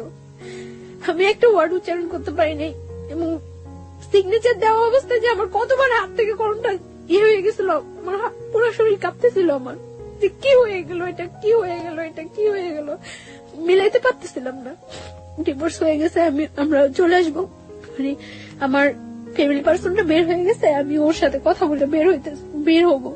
তখন আমি এই রুম থেকে ওই রুমে যাওয়ার সময় ওর মা ফার্স্ট আমার হিট করে, আমার শরীরে হিট করার পর ওইখানে যে কটা রিলেটিভ থাকে ওর বোন ছাড়া সবাই আমার হিট করে ওইখানে। আমি স্তব্ধ হয়ে গেছি পড়া, যে কি হয়েছে এটা, আমার লাইফে কি হইতেছে। সবাই যখন ওরা এতগুলো লোকের সামনে হিট করতেছে, ও বাইরে থেকে এসে আমার জড়ায় ধরে আমার বাইরে নিয়ে যায়। আমি অবাক হয়ে যাই ও চেহারা দিকে আমি তাকাই যে এই ছেলেটা সেই ছেলেটা। আমি পুরা হতবাক হয়ে যাই। তারপর মানে যখন স্টানে চলে আসি আমরা, বারবার পিছনের দিকে তাকাইতেছি যে ও আসতেছে কিনা, ওরে দেখতেছি কিনা, দেখি না। স্টানে আসার পরে ওরা আমাদের থেকে মানে 50,000 টাকা দিচ্ছে, ওইখান থেকে 10,000 টাকা ব্যাগ দিতে বলে ওই যে লোকগুলো ওইখানে ছিল তারা। আমার মা বলতেছে যে তাহলে সবটাই রেখে দেন, দিয়ে আর 50,000 টাকা দিচ্ছেন, যা বলছেন বিচারা আপনাদের সবকিছু মাইনে আমরা আমাদের নিয়ে যেতেছি। পরে মানে 5,000 টাকা ওইখানে দিয়ে 45,000 টাকা নিয়ে ক্যাব করে আমরা চলে আসতে নেই। আমি মানে যতক্ষণ পর্যন্ত ওই এলাকাটা দেখা গেছিল ততক্ষণ পর্যন্ত তাকাইছিলাম যে হয়তো ও একবার পিছনে আসবে, একবার আসবে, আসেনি ও। তারপর যখন আমরা চলে আসি, আসার পর ও আমার ফোন দিয়েও আমার বলে যে একটু কথা বলো আমার সাথে। আমি তখন ইয়ে করি যে আমি আর জীবনেও ওর সাথে কথা বলবো না। ও আমার বারে বারে রিকোয়েস্ট করে যে একটু কথা বলো আমার সাথে, একটু কথা বলো। অনেক কান্নাকাটি করতেছে, অনেক কান্নাকাটি করার পর আমি ওর সাথে কথা বলি। আমি ধরে রাখতে পারি না নিজেরে, আমি লুকায় লুকায় ওর সাথে কথা বলি। কথা বলার পর পরদিন যখন আমি বাড়িতে যাই আমি প্রচুর অসুস্থ হয়ে যাই। আমি খবর পাই যে ও প্রচুর অসুস্থ হয়ে যায়, ওর হসপিটালাইজ করতে হয়, আমার হসপিটালাইজ করে বাড়িতে। আমি একবার মেন্টালি সিক হয়ে যাই, পাগলের মতো হয়ে যাই। তো ইমিডিয়েট আমার হসপিটালাইজ করে আইসিইউ তে নিয়ে যায়। আইসিইউ তে যখন নিয়ে যায় তখন আমার বাবা বলতেছে যে মা তোর কাছে আমার অনুরোধ, তুই ওই ছেলের কথা আর চিন্তা করিস না। কিন্তু আমি পারি না, বারবার ওর কথা আমার মনে হয়। তখন আমার মনে হইতেছে আইসিইউ তেও আমি মনে হয় সামনে ওরে দেখতেছি। যখন ওর সাথে ও আমার সাথে যোগাযোগ করে, পরে ওর সাথে আমার আবার কন্টিনিউ কথা হইতে থাকে। তো কিছুদিন পরে তো আমি করতে পারি যে আমি প্রেগনেন্ট। তখন আমি ওরা বলি, 7 দিনের মাথায় আমার দুলাভাই নিয়ে আমি আবার ঢাকা আসি। মানে আমি খুব অসুস্থ হয়ে যাই, আমার ঢাকা শিফট করতে বলে। তো আমার দুলাভাই আমার নিয়ে ঢাকা আসে, ওরা আমি ফোন দিয়ে বলি, ও আমার সাথে মিট করতে যায়। আমার দুলাভাইয়ের কাছ থেকে বললে আমার নিয়ে আসে আমার সাথে সারাদিন ঘোরে। ওই দিন আমার নিয়ে কুমিল্লা যায়। তো আমরা ওইখানে থাকি, ওইখানে রাত্রে থাকি। ও বলে যে কিসের ডিভোর্স হয়েছে, এটা তো ডিভোর্সই হয়নি। ও আমারে বলে যে এটা ডিভোর্স হয়নি। ও স্বীকার করে না এটা ডিভোর্স হয়েছে, আমিও মানি না এটা ডিভোর্স হয়েছে। আমরা দুইজনে মেলা, আমি ওরে হলুদ দেই, ও আমার হলুদ দেয়, এবং আমরা ওই দিন বাসর ঘরটা সাজাই সুন্দর করে রুমের মধ্যেই দুইজনে মিলেই ওইখানে আমরা করি। তারপর পরদিন আমি চলে আসার পরে আমার ডাক্তারটাকে দেখে বাড়িতে নিয়ে যায়। তখন আমার মানে যাওয়ার সময় আমার দুলাভাইয়ের সাথে কথা বলে। আমার মনে আছে ও ওই দিন কি পরিমাণ কান্না করে। ও আমার দুলাভাইয়ের কাছে হাত জোর করে রিকোয়েস্ট করে যে যাতে আমার কোনো কিছু না করে, ও আমার নিয়ে আসবো। অনলি কোরবানির ঈদ পর্যন্ত ও সময় চায় দুলাভাইয়ের কাছে, হাত জোর করে রিকোয়েস্ট করে। পরে আমার দুলাভাই কিছুতেই এটা আর করবো না। পরে যখন মানে দেখছি যে আমার ফ্যামিলি থেকে আর কোনো সাপোর্ট নাই ওর ইয়েতে, তখন আমি আরো সিক হয়ে যাই, একেবারে পাগলের মতো হয়ে যাই। বাসায় মেন্টালি এতটা হয়ে যায় যে আমি যে আমার নিজের ক্ষতি করতেছে ওইটাও আমি তখন ফিল করতেছি না। আমি যে কোনো ওর সম্বন্ধে আমি সব সময় ঘরে এক কোনায় একটা বদ্ধ ঘরের মধ্যে দরজা বন্ধ করে অন্ধকার ঘরের মধ্যে এক কোণে বসে থাকি, এবং কেউ কিছু বললেই আমি নিজের মাথা নিজের ওয়ালের সাথে করতেছি, হিট করতেছি নিজের মাথা, আমার মাথা ফুলে টুলে যায়। এবং আমি তখন ড্রাগ নেওয়া শুরু করি। বাসায় আমার ব্যাগে অনেকগুলো প্যাথেটিন নিয়ে যাই আমি যাওয়ার সময়। মানে আমি কিছুতেই ওর নামাইতে পারতেছি না। তারপর যখন দেখা গেছে যে আমি এরকম সিক হয়ে গেছি, একেবারে মেন্টালি এক কথা পাগল হয়ে গেছি, তখন আমার দুলাভাই বলে যে না, ওর উপরে আর কোনো টর্চার করার দরকার নেই, প্রেশার ক্রিয়েট করার দরকার নেই। যেহেতু ওই ছেলেও যাচ্ছে ওর সাথে সম্পর্ক রাখার জন্য, ওই ছেলে যদি না চাইতো তাহলে আমি ওর কোনো সাপোর্ট করতাম না। ছেলে যেহেতু নিজে আমার কাছে হাত জোর করে কাইটা অনুরোধ করছে, সো থাকুক, ওর মতো থাকতে দেন। ছেলে তো বলছে কোরবানি ঈদের পরে ওরে নিয়ে যাবো। তো এর মধ্যে তখন তো আমি ওর জানে আমি প্রেগনেন্ট, আমি ওরে বলি প্রেগনেন্ট। আমি আবার ঢাকা আসি ওর সাথে দেখা করার জন্য, ওর সাথে দেখা হয়, কথা হয়। তো আমি ওই দিন বলি যে আমি আর বাড়িতে যাব না। তো ও বলে যে যতটা কষ্টই হোক তোমার কোরবানি ঈদ পর্যন্ত ওইখানে থাকতে হবে, ঈদের পরে আমি তোমার নিয়ে আসবো। আমার যাই হোক, যদি আমার ফ্যামিলি থেকে সাপোর্ট না করে আমি তোমার নিয়ে বাইরে থাকবো। তো এই কথা হয় ওর সাথে। তারপর এভাবে চলতে থাকে কোরবানি ঈদ পর্যন্ত। আমি ওর সাথে কন্টিনিউ কথাবার্তা বলি। এর মধ্যে আমার মাও মাঝে মাঝে ওর সাথে কথা বলে জিজ্ঞাসা করে যে তুমি কি করবা, কেন তুমি এইভাবে সম্পর্কটা আগে নিতেছো, যা হয়েছে ওইখানেই ফিনিশড করে দিতা। তো ও বলতেছে না মা, আমার পক্ষে ওরে করা সম্ভব না, আমি ওরে নিয়ে আসবো। তখন আমার মা ওরে বলতেছে তুমি ওরে নিয়ে আসবা, হয়তো দেখা গেছে 2-4 মাস তুমি ওরে নিয়ে থাকতেছো, তারপরে তোমার ফ্যামিলির কেউ তোমার করলো, তুমি তোমার ফ্যামিলির টানে চলে যাবে, আবার তখন ওর কি হইব। পরে বলতেছে না, কখনোই এরকম করবো না আমি আর। তো এইভাবে করতে থাকে। কোরবানি ঈদের পরে ও আমাদের বাড়িতে যায়। তখন তো 1 মান্থ ওভার হয়ে গেছে আমি প্রেগনেন্ট। হ্যাঁ, ও আমাদের বাড়িতে যায়। পরে আমি কেউ জানাই না বাড়িতে এই ব্যাপারটা যে আমি প্রেগনেন্ট। তখন আমার বাড়িতে যাওয়ার পরে যেভাবে একটা গেস্ট আসলে যা করা হয়, ঠিক ওর সাথে ওই ব্যাপারটাই খুব সুন্দর ব্যবহার করছে সবাই। সকালবেলা ব্রেকফাস্ট করতে দেওয়া হয়েছে, নাস্তা টাস্তা করতে দেওয়া হয়েছে। তো ওর জন্য পিঠা টিঠা অনেক কিছু করা হয়েছে। তারপরে ওরে মানে আমার দুলাভাই জিজ্ঞাসা করছে যে তুমি কি করতে চাও এখন, আমরা কি নতুন করে তোমাদের বিয়ের অ্যারেঞ্জ করবো, তোমার বাড়িতে জানাবো, তোমার বাসা জানাবো তুমি যে এখানে আসছো, না কি করবো। পরে ও বলতেছে না কিছু করে না, আমার আর অল্প কটা দিন সময় দেন, আমি ওরে নিয়ে যাবো। ভাইয়া বললো তাহলে তুমি এখানে থাকতে পারবে না, দেখো ওদের তো ভাইও নাই, এই বাসা থাকলে কে কি মিন করে, তাহলে বেটার হয় তুমি চলে যাও, তুমি যখন তোমার সময় হবে তখন তুমি আইসো। পরে সবার মন খারাপ হয়ে যায় যে কি বললো ছেলেটা, এতদিন পর্যন্ত ছেলেটা আমাদেরকে একটা কথা করে রাখছিল, এখন কি বললো। তারপর আমি ওরে জিজ্ঞাসা করি যে তুমি করো, তখন ও আমার বলতেছে যে আমার আর অল্প কটা কিছুদিনের সময় দাও। তো তারপর ও দুপুর বেলা যখন ও চলে আসে, ভাইয়া ওরে মানে আসার ভাড়াটা পর্যন্ত দিয়ে দেয়। মানে ওর সাথে এরকম ভদ্র আচরণ করছে যে ওর বাসায় যে আমাদের সাথে কি বিহেভটা হয়েছে ওরা কেউ করে নেই, সবাই শুধুমাত্র আমার দিকে তাকায়। তখন কিন্তু আমরা সবাই বলছিল, দেখো তুমি যে ছায়া, এখন যদি তুমি শক্ত হও তাহলে কিন্তু আমরা এখন কিছু করতে পারি। ওরা আটকে রেখে কিন্তু ওর বাড়িতে ফোন দিয়ে আমি বলছি ইম্পসিবল, ও তো বলে আসেনি যে ও আমরা বিয়ে করতে আসতেছে। তো আমি ওরে সেফলি ওইখান থেকে যেভাবেই হোক সেফলি, যতটা হয়েছে আমার উপরে হয়েছে, ব্লেম যা হয়েছে আমার উপরে হয়েছে, আমি ওরে সেফলি পাঠিয়ে দিছি। তখন আমি ওরে বলছি যে কি করবা। তো ও আসার পর 2-3 দিন খুব তোর জোর বাসা টাসা দেখতেছে, ও আমার নিয়ে আসবো। হঠাৎ করে একদিন বলতেছে যে আমার পক্ষে তো পসিবল না। কি বললো এটা, যেটা একবার ভেঙে গেছে যাইতো, তখন আমি পাগল হয়ে যেতাম, যা হয়ে যেতাম, তখন হয়ে যেত, আমার ফ্যামিলি আমার নিয়ে আসছে। এখন তুমি এটা কি বললা? পরে আবার বলতেছে যে না ঠিক আছে। তো এখন তো দিন যাইতেছে, আমার বাসায় জানাজানি হয়ে যায় যদি যে আমি প্রেগনেন্ট, তাহলে তো একটা প্রবলেম। হয়তো আমার বাসায় জানাজানি হয়ে গেলে ওর বিরুদ্ধে যে কোনো একটা অ্যাকশন নিবে, সেটা আমার মনের মধ্যে আরো একটা ভয় কাজ করতেছে। আমি আসলে অনেক বেশি থান্ডার্ড হয়ে গেছিলাম। আমার মনে হচ্ছে আমার লিসনাররা ভাববে যে আমি এখানে নাই। আমি ওর কান্নার শব্দ শুনে আসলে অনেক বেশি থান্ডার্ড হয়ে গেছে, আমার নিজের চোখে পানি চলে আসছে, আমি আসলে কথা বলতে পারছিলাম না। গল্পের একেবারে শেষের দিকে আমরা চলে এসেছি। আমি কিছু কোশ্চেন আপনাকে করতে চাই। প্রথম প্রশ্নটা হচ্ছে, আপনি কয় মাসের প্রেগনেন্ট এই মুহূর্তে? 4 month। মানে what's your decision about your baby? আমি আমার বেবিটা রাখতে চাই, by at any cost. Any cost. যদি আপনার হাজবেন্ড ডিভোর্স দিয়ে দিয়েছে এবং ওটাই যদি বলবৎ থাকে, তাহলেও কি আপনি আপনার বেবিটা রাখতে চান? তাহলে কিভাবে সম্ভব? ওকে, ও আচ্ছা। আর আরেকটা যেটা, সেটা হচ্ছে যে আপনার প্রথম হাজবেন্ড আর পরবর্তীতে যোগাযোগ করেনি? না, ওর সাথে পরবর্তীতে ও আর কোনো যোগাযোগ করেনি, কোনো কিছু হয়নি। আর ওর সাথে ও কি ডিভোর্স দিয়ে দিয়েছে? হ্যাঁ, ওর সাথে আমার ফ্যামিলি থেকে হ্যাঁ, যখন ফার্স্টলি আমার বাড়িতে নিয়ে যায় তখনই ওর সাথে কার্ডশিট করে দিয়েছে। সেকেন্ড হাজবেন্ড যে ছিল তার সাথে এখন বর্তমান কতদিন যাবত আপনার যোগাযোগ হয়নি? এখন এই শুক্রবার থেকে হচ্ছে না। লাস্ট এর মধ্যে আমি যখন আপনাদের কাছে ফোন করছিলাম তার কিছুদিন গ্যাপ ছিল, তারপর আবার আমার কাছ থেকে 1 সপ্তাহ সময় নিছিল। ওর অবস্থা হচ্ছে কখনো ফ্যামিলির কাছ থেকে ও মোটিভেট হচ্ছে, কখনো আপনার কাছ থেকে ও আসলে সিদ্ধান্ত নিতে পারতেছে না যে আসলে কি করবে। হ্যাঁ, এবং ও এখন খুব প্রচুর অ্যাডিক্টেড হয়ে গেছে, সারা দিন রাত নেশা করে এবং এই অবস্থায় থাকে।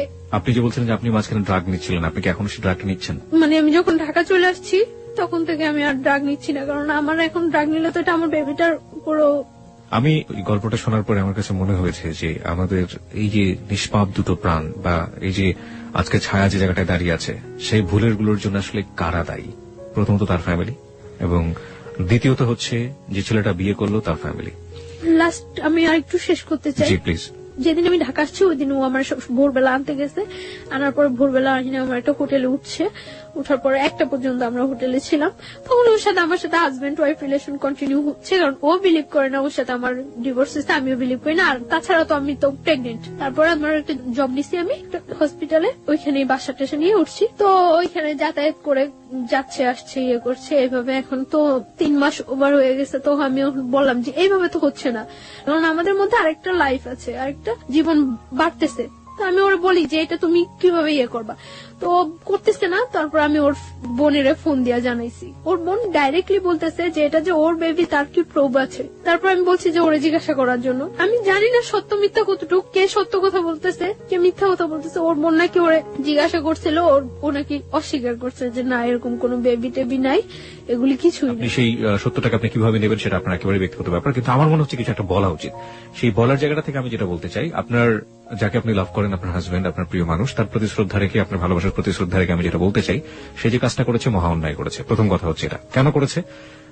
আপনাকে যখন তার ফ্যামিলির চাপে ডিভোর্সের মতো কাজটাই করলো এবং বললো যেটা ম্যানেজ হয়ে যাবে, সেটা ম্যানেজ করে এত বড় গর্হিত অপরাধ সে যখন করতে পারলো, তখনই কিন্তু আপনার ধারণা নেওয়া উচিত ছিল যে এই ছেলেটাকে দিয়ে আপনি এত বড় রিস্ক লাইফে নিতে পারবেন না। 1 2 নাম্বার হচ্ছে আপনি এখনো তার আশা করে আপনি বেবিটাকে আপনার পেটের মধ্যে বড় করছেন, আপনার শরীরের মধ্যে বড় করছেন। আপনি কিন্তু প্রথম মেসেজটা পেয়ে গিয়েছেন যে তাকে নিয়ে আপনি আসলে কতটা শক্তিভাবে দাঁড়াতে পারেন, কিন্তু আপনার ভালোবাসা সম্পূর্ণ অবুঝ, এবং সেই জায়গাটা থেকে আপনি এখন, আমরা যতই বুঝেন এখন আপনি বুঝবেন না। তবে আমিও চাইবো না, কোনোভাবেই চাইবো না, আমি ব্যক্তি মানুষ হিসেবে চাইবো না যে আপনার এই বেবিটা নষ্ট হয়ে যাক, আপনার এই বেবিটা পৃথিবীতে না আসুক, কোনোভাবেই চাইবো না। এবং কিন্তু আপনি মানুষ হিসেবে যে বাস্তবতা ফেস করেছেন, আপনার বেবি পৃথিবীতে আসার পরে কোন বাস্তবতা ফেস করবে সেটা আমরা একেবারেই অনিশ্চিত। আর আমি সুইসাইড অ্যাটেন্ড করছিলাম, সুইসাইড অ্যাটেন্ড করার পর ও আবার আমার কাছে গেছিল, যে আমার বলতেছিল যে যাই হোক এই বেবিটা নষ্ট করা যাবে না, আর এই বেবিটা ওর পরিচয় বড় হইব। কিন্তু গতকালকে আমার ওর বোনের সাথে কথা হয়েছে, ওর বোনের নাকি ও বলছে যে না ওর কোনো বেবি নেই, ও আমার মতো মেয়েরা নাকি ঘরে নিতে চায় না। অথচ একটা সপ্তাহ আগে গত শুক্রবার, এই শুক্রবার আগে শুক্রবার ও আমার কাছ থেকে যখন যায়, আমার বাসা থেকে যখন যায় তখন ওর রিকোয়েস্ট করে যায়। এই শুক্রবার ওর সাথে আমার সাথে ফোনে কথা হয়েছে। ওকে, আপনি আমাকে একটু বলবেন যে ওর ফ্যামিলি কাছে কি ও কি ধরনের বাধা? ওর ফ্যামিলি কি ওকে ত্যায্যপুত্র করে দিতে পারে বা এরকম কিছু কি? আমি জানি না ওর ফ্যামিলি থেকে ওরা কি করবো না করবো, আমি এটা করতে পারি না। তবে আমার মনে হয় না কোনো মা কোনো বোন চায় যে তার ভাইটা বা তার সন্তানটা কষ্টে থাকুক, এটা কেউ চায় না। আমি জানি ও আমার অনেক লাভ করে এবং আমার জন্য ওই যে বললাম না এখন 24 ঘন্টা ও শুধু নেশা করে, 24 ঘন্টা। শুধু এটাই বলতে চাই যে যেই ছেলেটা এতটুকু পরিমাণে করে এটা বোঝা উচিত যে সে আমার কতটুকু লাভ করে। শুধু সে একটাই, আমার কাছে ওর একটা চিঠি আছে যে ও যাওয়ার আগে রেখে গেছিল আমার বাসায়। চিঠিটা কি আছে আপনার কাছে এই মুহূর্তে? Give me that letter. আচ্ছা, আপনার অনুমতি পেলে আমরা চিঠিটা পড়তে পারি, রাইট? ওকে, এই চিঠিটা দিয়ে আমাদের গল্পটা শেষ হবে। আমি চিঠিটা পড়তে চাই। ও লিখেছে হচ্ছে আমাকে, প্রথমটা ছিল আমাকে ভুল বুঝো না, ভালোবাসি। তারপর লিখেছে জান জানো আমার সারাটা জীবন কান্না করে কাটাতে হবে। আমি জানি যা করছি সব ভুল, কিন্তু আমি কি করব? মা বোন পাড়া প্রতিবেশী একদিকে, তুমি একদিকে, কি করব জানি না।